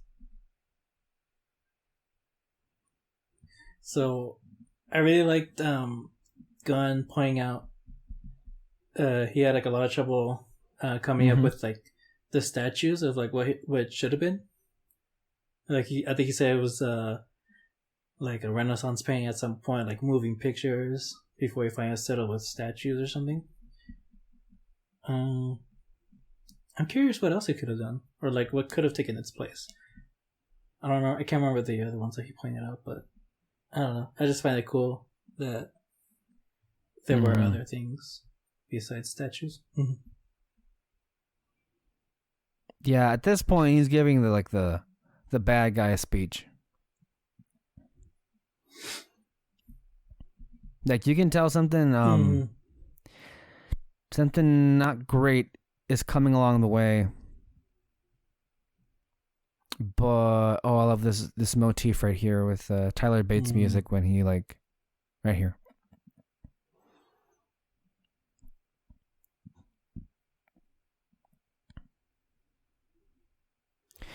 And one of the things actually, yeah. I think that was the moment where I was like, I was gonna say like when he said like I see eternity, that was and the then moment that I was immediately like, it's followed up by villain. This Skeletons. And then Nebula is like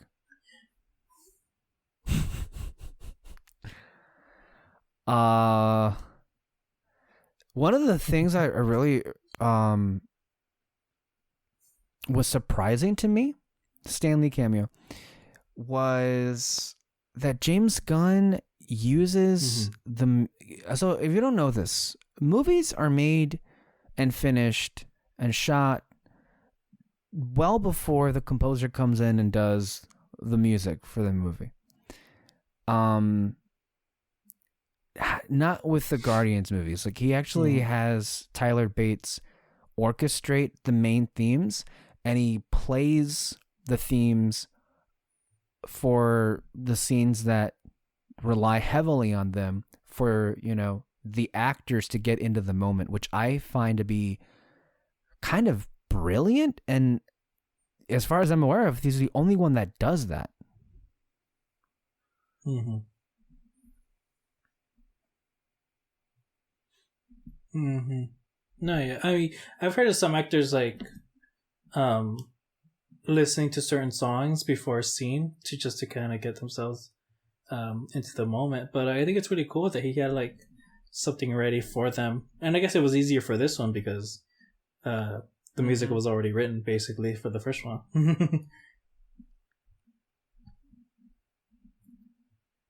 But yeah, I think it's really interesting that he likes to put in that effort to really help set the scene right for the actors.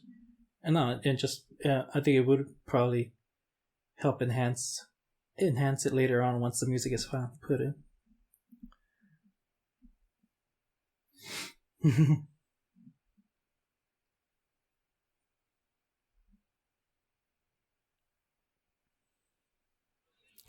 We kind of glossed over it, but that was a great scene between Yondu and Rocket.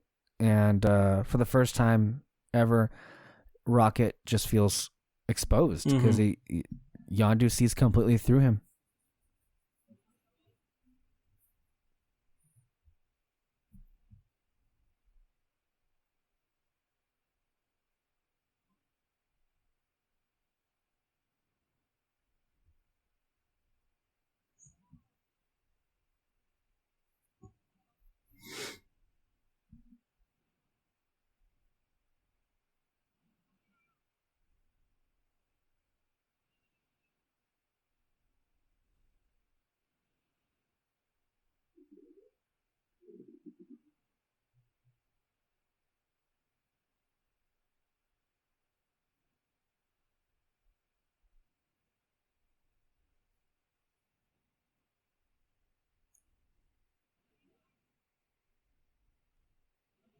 You ever?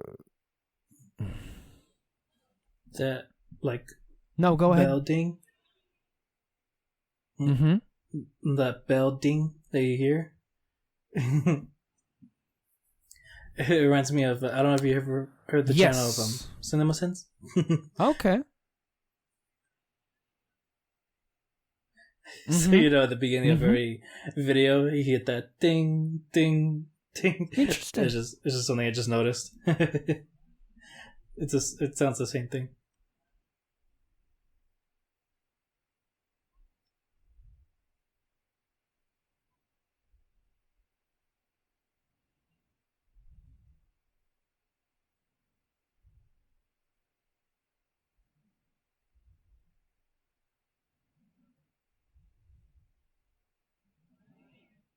Think about what Ego kind of just said there, though. Like, he basically just said that he killed his children and they never felt a thing. He didn't really care about them, but Mm. supposedly the person he loved most, instead of just instantly killing her, he puts a tumor in her head.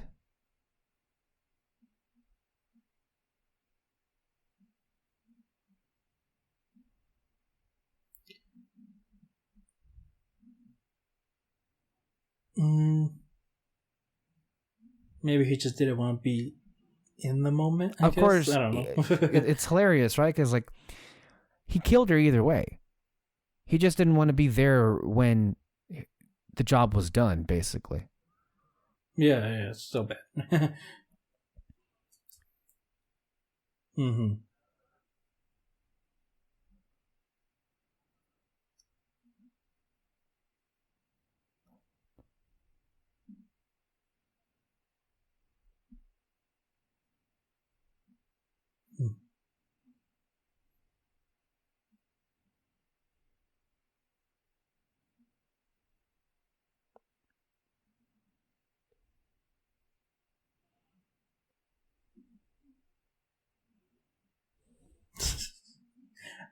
I love that, like, just a few words and it just completely changes, Yeah. like, the scene.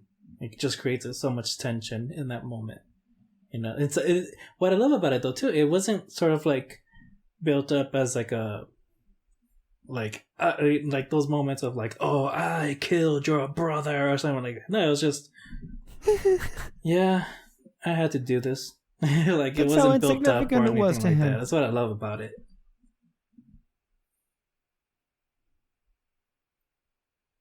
Mm-hmm.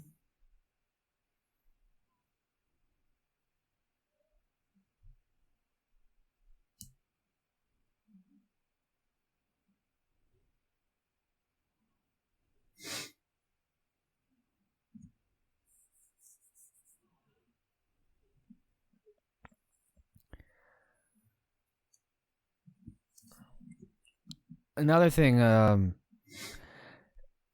like this moment here where Peter basically went off on Ego without even, I think, a second thought.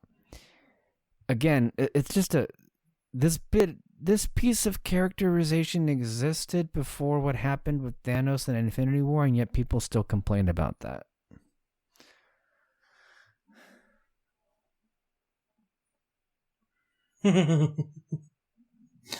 Yeah. No, yeah, and I know I was one of those people that, like, I did hate the scene, but mostly because of like his actions, not so much of like, oh, that's a dumb, like, way for Thanos to get away or something like that. But I think it's so great. Just, it's still amazing how those writers in Infinity War, like, Mm-hmm. just work that in Yeah. somehow. Like, really, Some would like, say they played don't with get all the enough characters credit, and everything. seemingly because they never seem to get mentioned by other people on the panel. Their names are Chris Marcus and Steve McFeely. Look them up. They're great.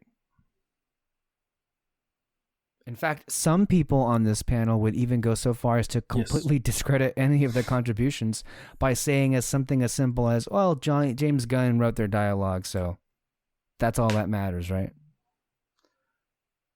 Sorry, dude. You what? Really?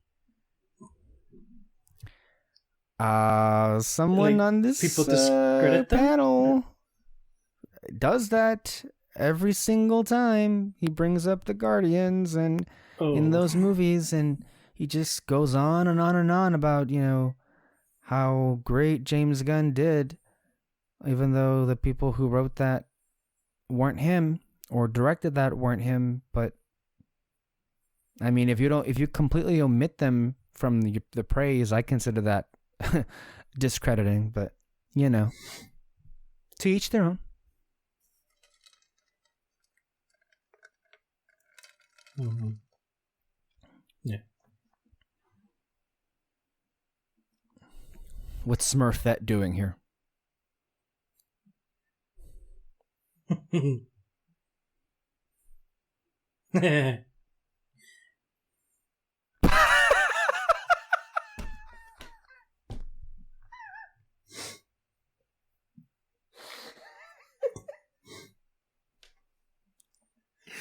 I missed that line. I didn't know that was in there. I didn't know Groot said that. I'm not a baboon either. What the fuck? Or a raboon. I don't know what.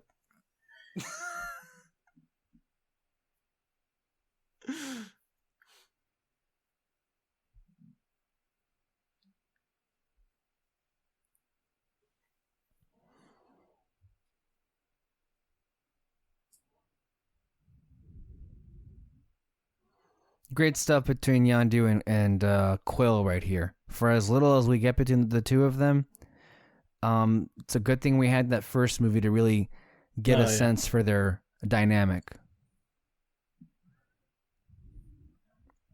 That's my freaking father! Oh god, that got one of the loudest laughs in the entire screening. Father.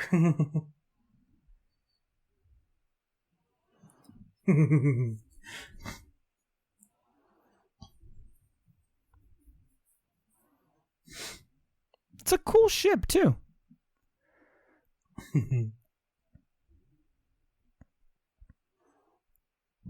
Yeah, that's what I Yeah, it meant. The looks nice. design of it, it's really I mostly just like cool. how the lasers work. Like right here. Oh. Again, what the Yeah. hell, Star Wars?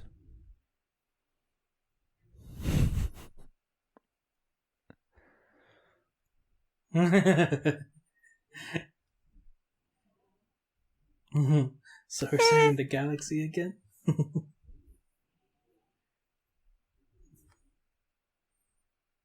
Here's Wham Bam Shang-a-Lang, David's favorite song in the movie. Mm. Soup, soup. Yeah, it works so well.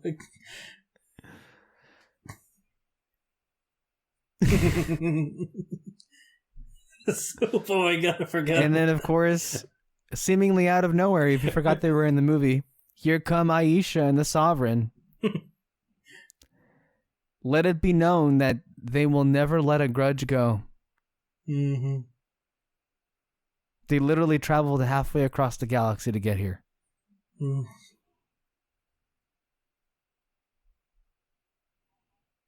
Oh.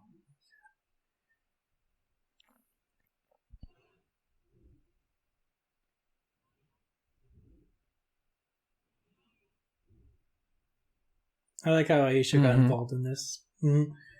It's like this time it's personal.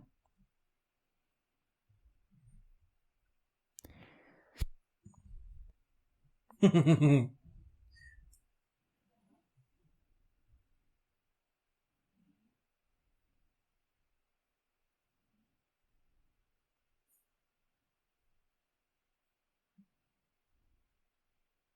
made a ball.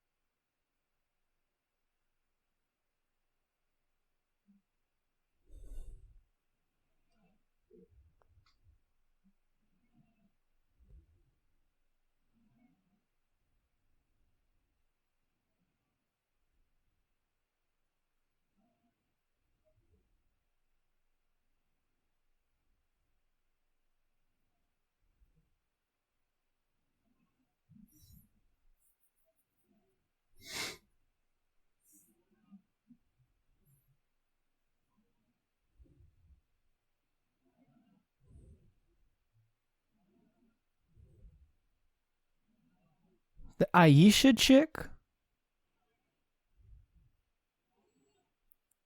This was hilarious right here. And the music comes right back in.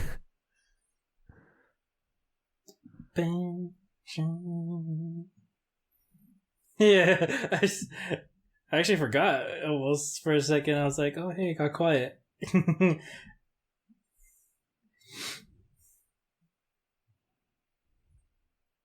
Hmm.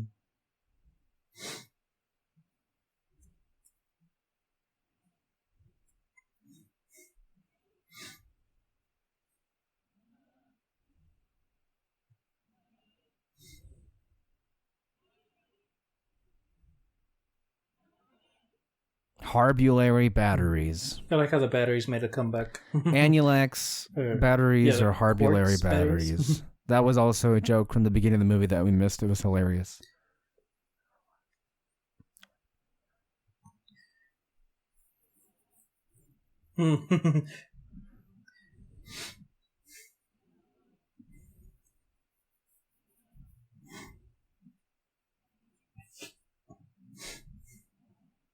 Bullshit, Drax.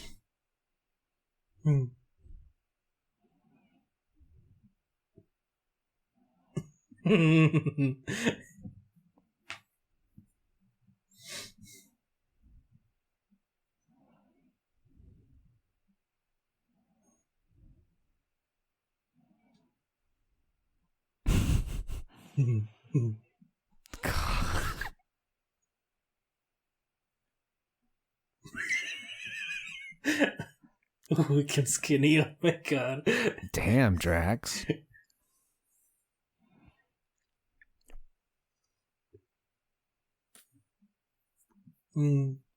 Fucking Groot's just looking around.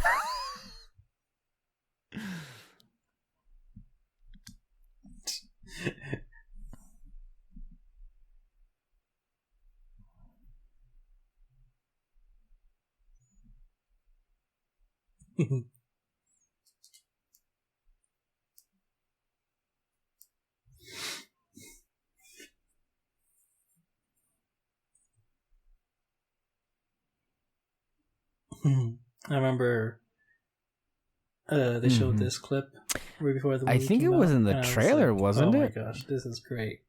I can't wait for this movie. Do you remember? Huh. Well, I do remember this sequence. I don't think it was a trailer. Maybe being released before the movie, and it was really good.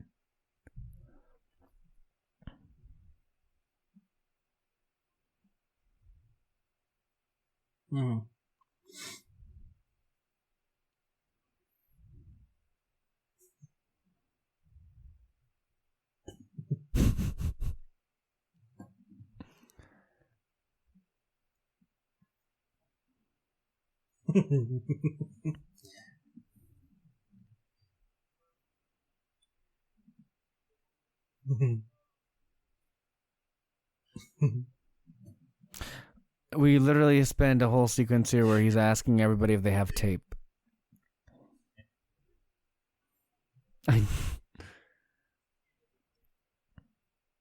I know, it's so great, and I love how he's actually like asking everyone tape on like, their hey, person right now. That's by any chance. The Scotch tape like, was funny, yeah.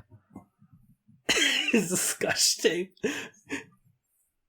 It does make sense. It would make sense that Rocket would have something like that, because he's the guy that builds stuff. So.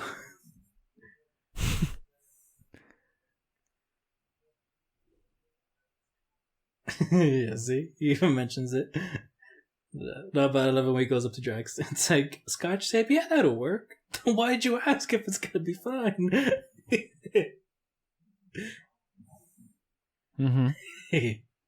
I just realized that's like that line, "We're all gonna die." It kind of reminds me of the first one where they were escaping the prison. And Gamora's like, I'm gonna die in a room full of idiots or something like that. I don't know why. I think it's kind of like that. Yondu and Nebula have a pretty good like dynamic here. It's almost a shame that Yondu dies, because that would have been an interesting team up.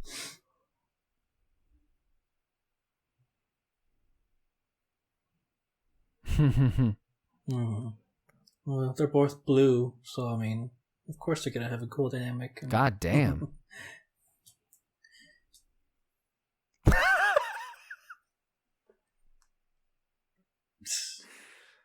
God, Drax is so funny.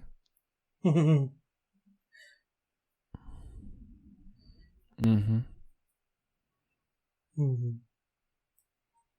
love the scene coming up.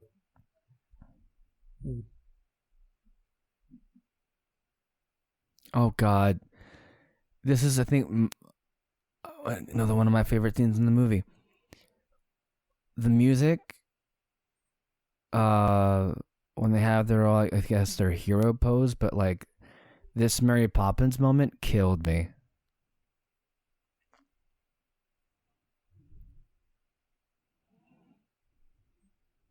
Oh my God, it's. I love how this is the most iconic line in the movie. Like, everyone loves it. Did you ever see that picture of someone dressed up as Yondu, but she made the clothes look like Mary Poppins? I think I remember seeing a photo around the time that the movie came out so great. Of Michael Rooker, the actor that plays Yondu, at Disneyland with Mary Poppins.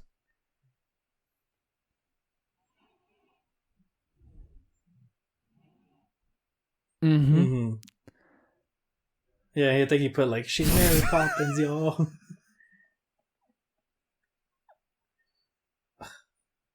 I'm honestly like, I really wish the scene didn't end like that. Like, it was so great, all of it. I could wait.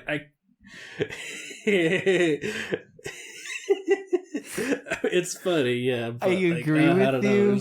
Maybe I wouldn't have done that, great. but at the same time, man, that like, I mean, that was hilarious. That was so stupid. Mm-hmm. Like, she gets fucking knocked out by a boulder, and then Drax is like, Mantis, watch out! After she's already fucking unconscious on the floor. Just look at oh my god, it's great. Holy crap. No, yeah, for sure. I mean, I don't know. I think I just it. like superhero poses. His They're always nipples. the best. Oh no.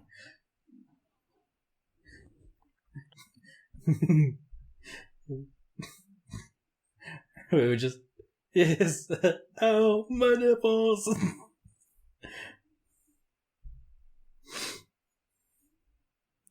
Oh, Nebula came back to save her sister.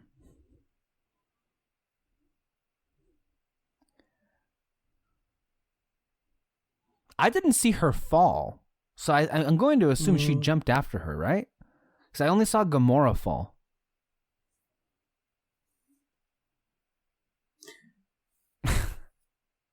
Maybe. Yeah. Yeah. I mean, either way, though, like, she went after her. She could have saved herself easily. Oh.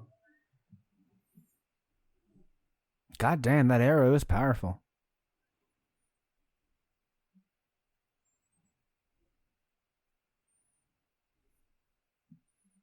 Oh my gosh, what is it? Like, I mean, the medal. What is it? Beskar medal. That's what it is.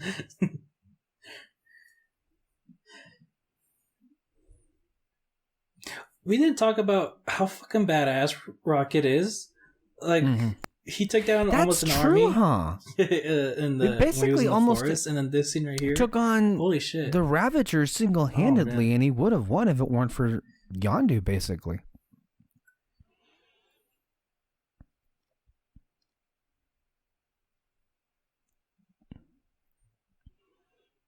Oh yeah. I mean, I have so many reasons as to why I want Rocket to be the leader. I think it's gonna happen mostly because of James Gunn. Like, he is connected to this character, right? But again, like right here, like he really is like one of the most badass ones in the whole team. And then I know I'll point it out, but there's a scene though that was like that really made me go like, wow, like Rocket did that. And some people might be like, maybe might have hated it. I don't know, but I really love that what he did in this one scene. I'll point it out in a bit.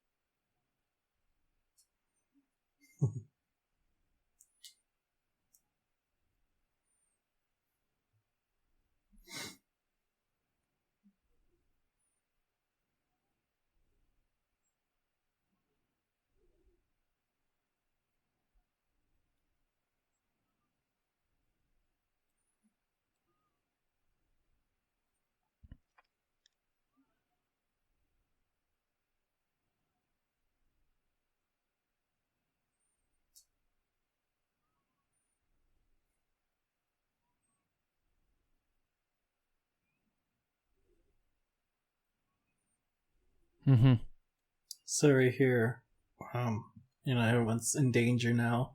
You think they're about to die, and for me, I was like, okay, he's clearly gonna get his powers here, and like I didn't get that sense of tension. Yeah. But the moment that I was like, oh, no, you're so right. Like that was like an oh shit Groot moment going on.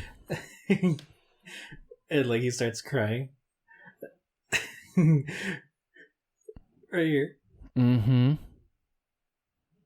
Because he really is crying like a baby here, and I'm like, oh god, no, don't die.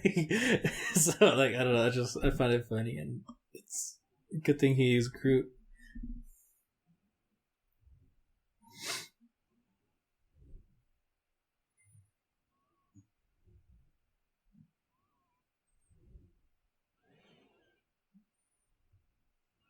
It's hilarious to me that people would really go up to that thing and film it. And then, of course, it activates again, and look what happens. I would never get anywhere near that thing.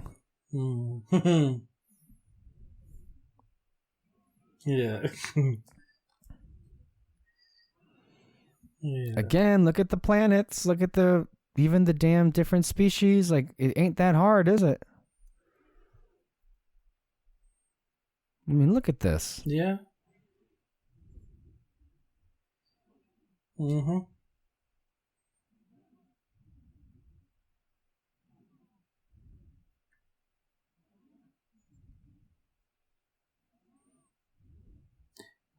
No. It's coming up. Do we miss the line where he goes, "You destroy my Walkman," or is it coming up? Okay. Oh, I love these sequences. And then with the chain coming in here, which is basically, so great. perfectly summing up. And if you don't love me now, I'll never love you again. And can still hear you saying you'd never break the chain.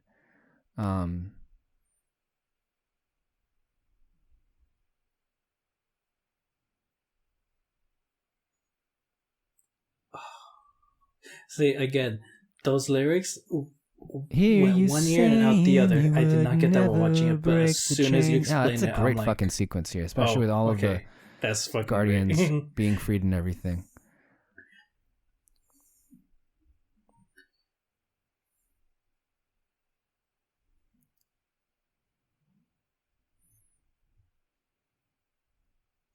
But I mean, I'm not that dissimilar from you. Like, it with certain songs, it does. I think it take a while to click about what it really is saying. Mm-hmm.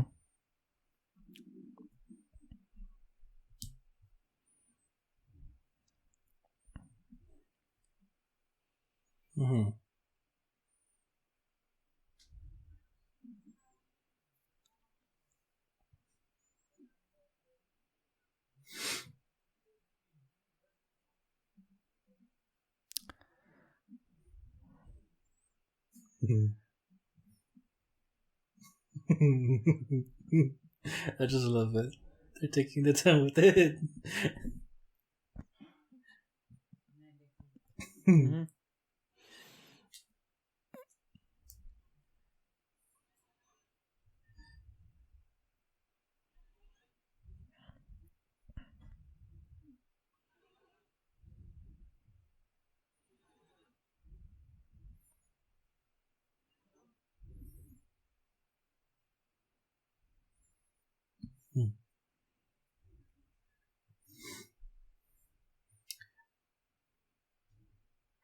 So I'm honestly kind of sad that Peter loses his powers after this. I would have loved to have seen what he could have done if he had them in Infinity he would have War. been invincible. Would he not?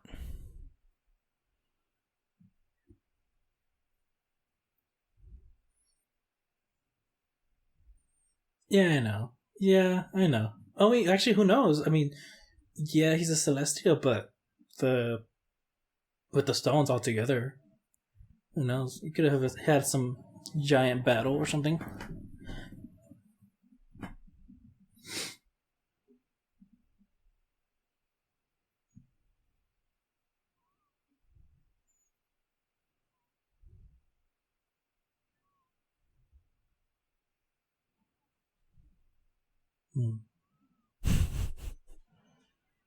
It's a great moment for Yondu here. Mm-hmm.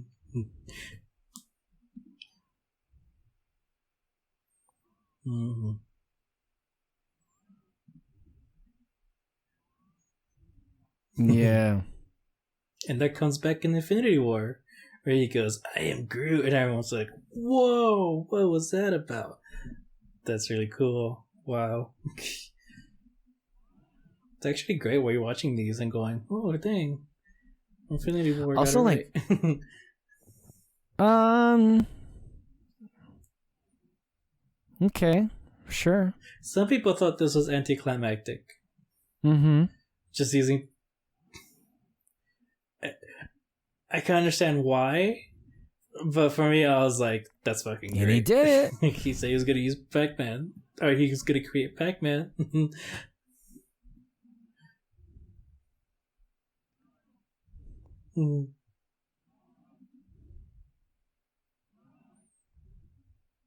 So this is a moment that I was mentioning earlier.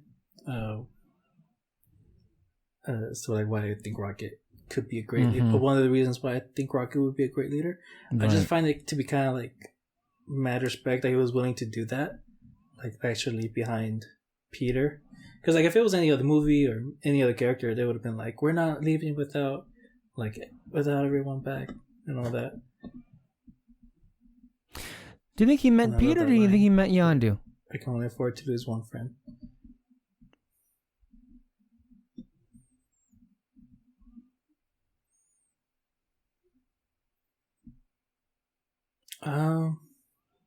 But he also did say, right. I guess wouldn't he have said? Because even though he had a connection with Yondu, it wasn't so much. Well, I guess you're right. I was just.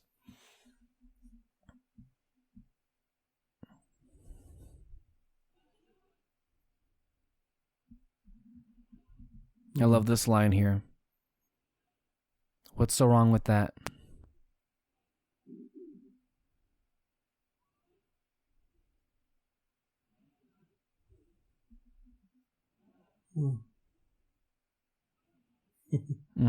Also, I love that they made Ego gray, like his body's gray, as if like I don't know, maybe like all the color was out of him. Yeah, the walls are coming down. I guess the illusion of it. I guess his illusion was gone almost in a way. His true colors, I guess you can say, is finally out.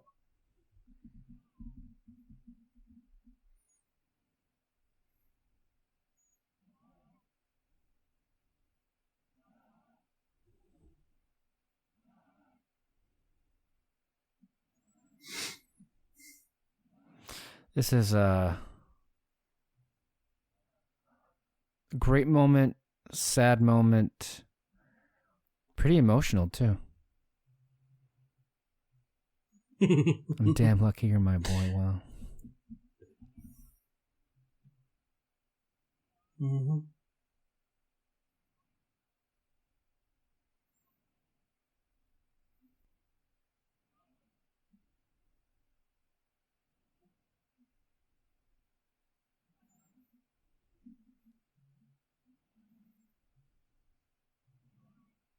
Again, I really like that James Gunn really did try to focus on the score. He could have easily put a song here to kind of like make it sad, but no. He wanted to use a certain theme that they made. The sequence is absolutely beautiful and haunting and emotional in every sense of the word. This is the very best of what I think not just Marvel movies, but blockbuster movies can be when they deliver on character moments like these. These are the kind of moments that I for sure remember.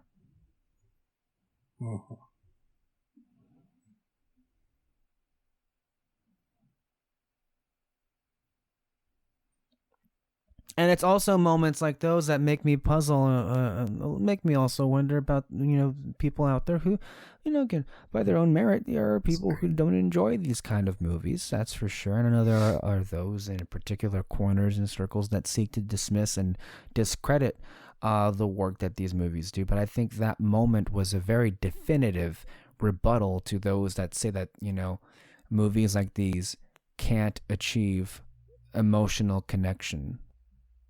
I think that idea gets slapped down real hard. by this movie and by that moment in particular. Mm-hmm.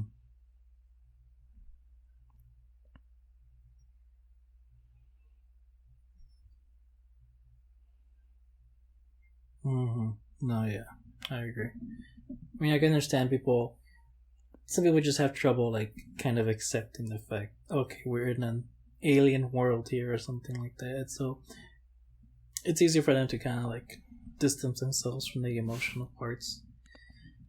But I don't know. Oh, I really well. don't know what to I say to mean, you people do like you. that. Just you just But, kind of yeah, just you know. you kind of have to dive into this. I don't know.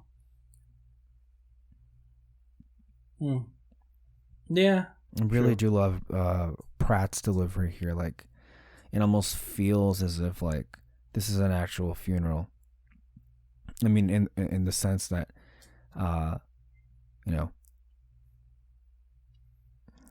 and I love how the connection here, like when Peter Mm-hmm. is obviously mourning his father figure after realizing that he was his actual father figure, and then of course those words in turn spur Gamora to embrace Nebula and to basically apologize for her part in the pain that she endured.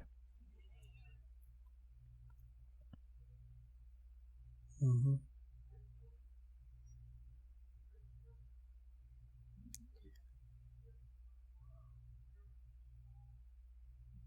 Mm-hmm.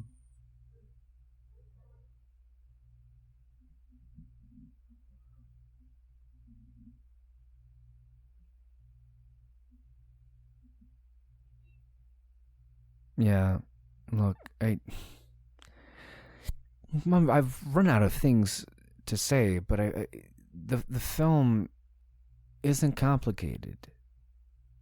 There's no, I mean, yes, but there very much is a story, and there's very much a theme here, and it's a family.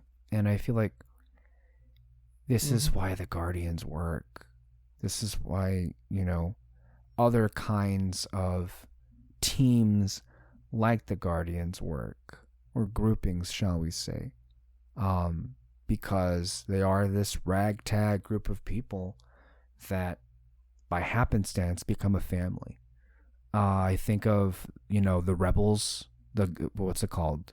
The Ghost Crew from Star Wars Rebels. I think of the Agents of S.H.I.E.L.D.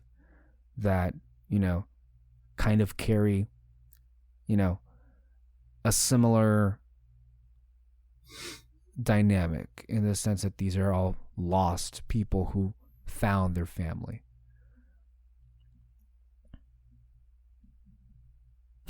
Here's the Zune.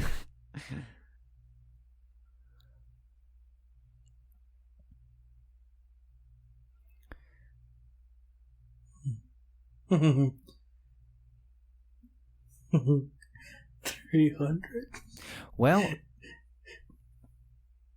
I wonder what they're gonna do with the music. Like, is he gonna use this? Maybe.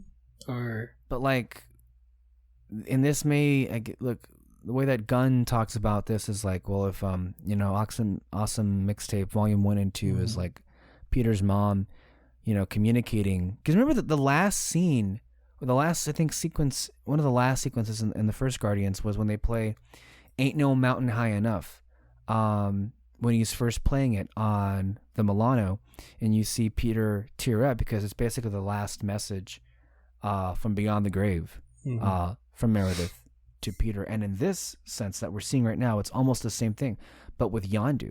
And the song Father and Son is basically Yondu's final words in it. I mean, I really do implore you to listen to It's Not Time to Make a Change. Just relax, take it easy. God, you're still young, that's your fault.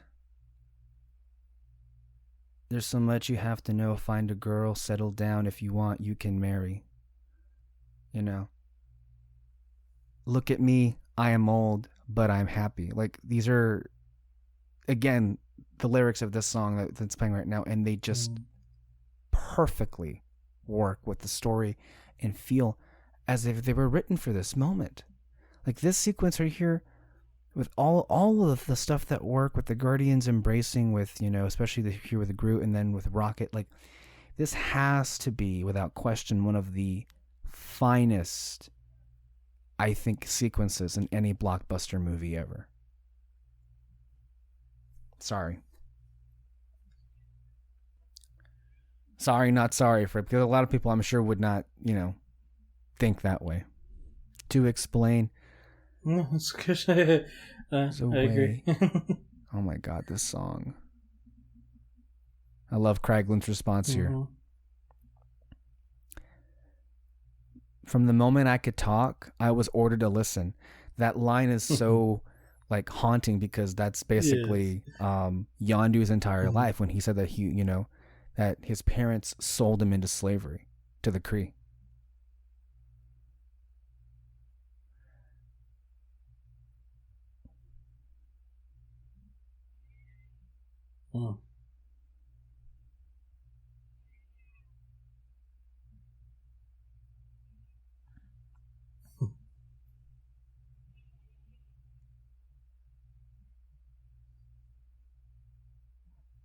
Yeah.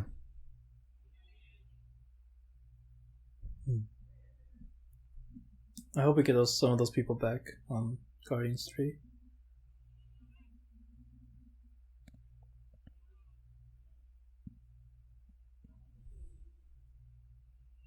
Mm-hmm.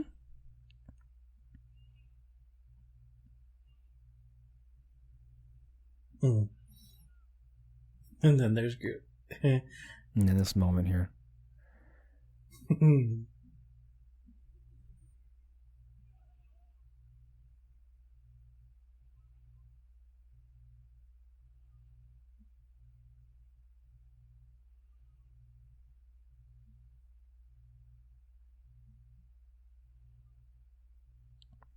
Look how beautiful. I mean, I'm just sorry. I don't know what else to say, man. This is...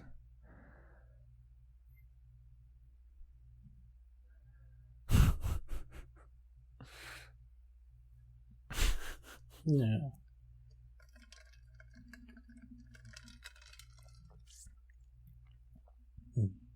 On the inside.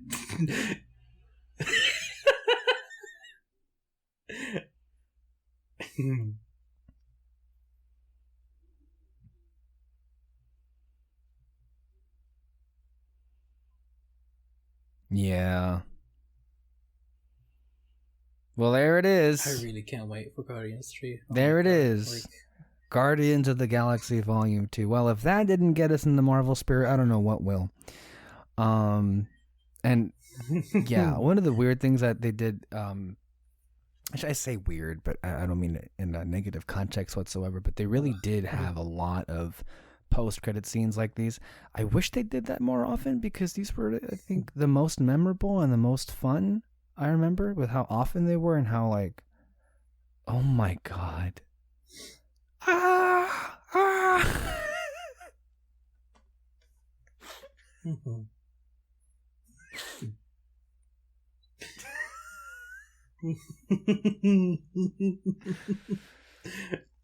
Just like slowly backing away. We didn't see very much of Kraglin in Endgame. I think there was like one shot maybe of Kraglin. Did he have the fin in Endgame? I can't really say.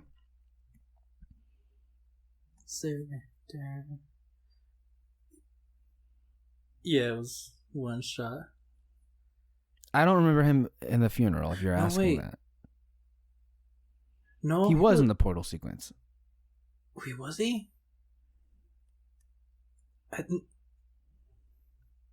No, I was talking about the portal scene.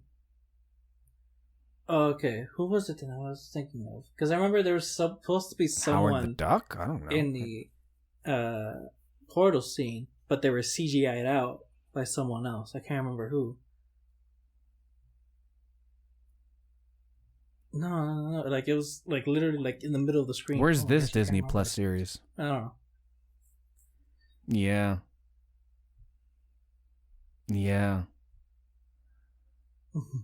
Right? What the fuck, Star Wars? Can you imagine? I don't know what that character is. The red one? I'm sorry I keep doing that. It's just, I gotta...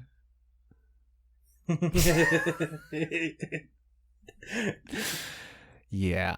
This is actually a good time to mention, though, I mean, I think that anyone you would and agree I, with you. for those who are so inclined and enjoyed our commentary for the movie, there are others out there on our feed that we recently did. We did Captain Marvel, Spider-Man Far From Home, and I believe Avengers Infinity War and Avengers Endgame. And of course, we also have our recap series of Agents of S.H.I.E.L.D. We did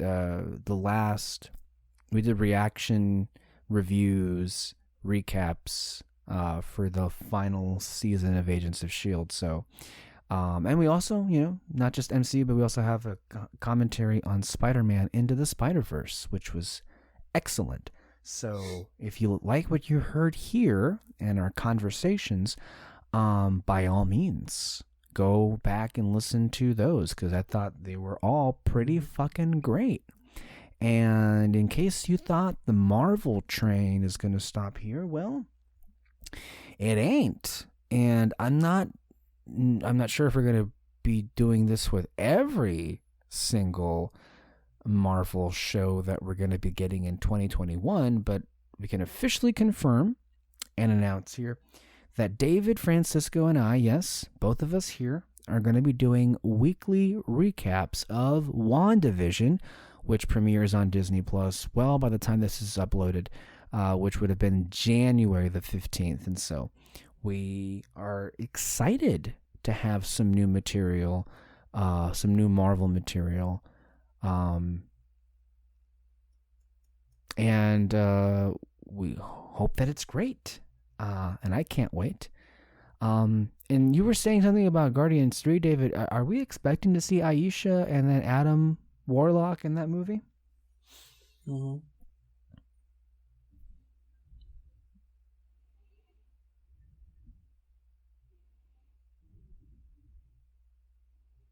I hope so. I mean, and it's not the credit scene, but it seems like pretty big as to what's gonna happen.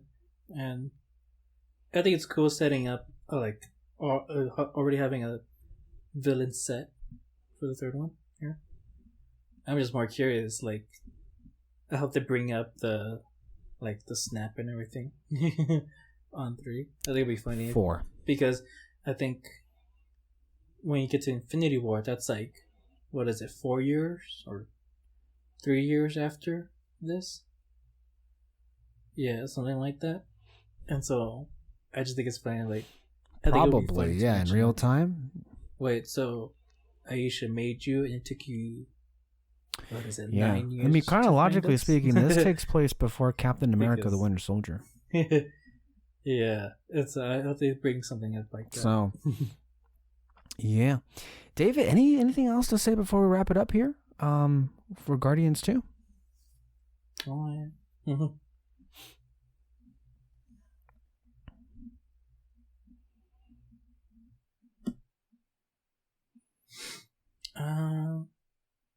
No. Yeah, this is some of the best credits I think ever. Really great Because I movie. think like they even have like the Guardians doing some, just, I guess, do spend some time with the breakdancing or some shit like that. Cool. They have fun little cameos in here. I think if you look closely at one of them, you'll see that's supposed to be Peter Quill's father. Dancing. Not father. I'm sorry, his uncle. No, not father. Grandfather. The one. Yeah, and then there's Yondu, and then of course there. Jeff Goldblum's the Grandmaster weaseled his way in here. Oh my god, that's funny. Yeah, so like, no, this came out before Ragnarok.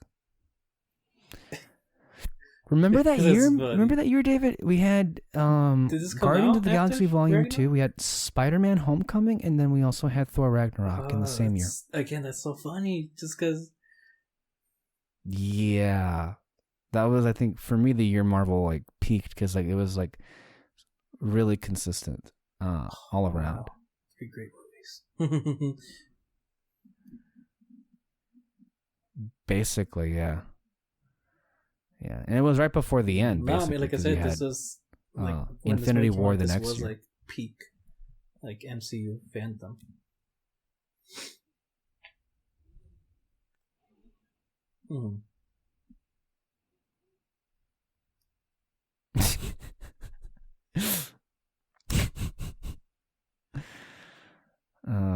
god. Yeah, we're basically just here enjoying the credits, guys. We can't help ourselves. So they're just so damn entertaining. But it also is strange because because of how. Yeah. Do you remember what was it supposed to be last year originally that we were supposed to get Guardians Volume 3? Because I don't think we're going to get it until what year now? 2023?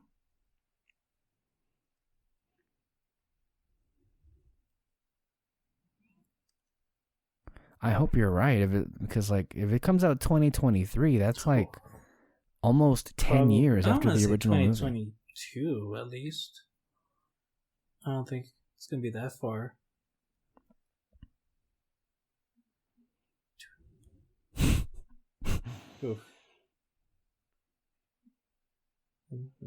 Yeah, but we should have gotten a lot earlier. But then Disney fucked it up. Oh well. And then Warner Brothers was like, overall, hey, this come is over a here. pretty great movie. So yeah, thanks for listening.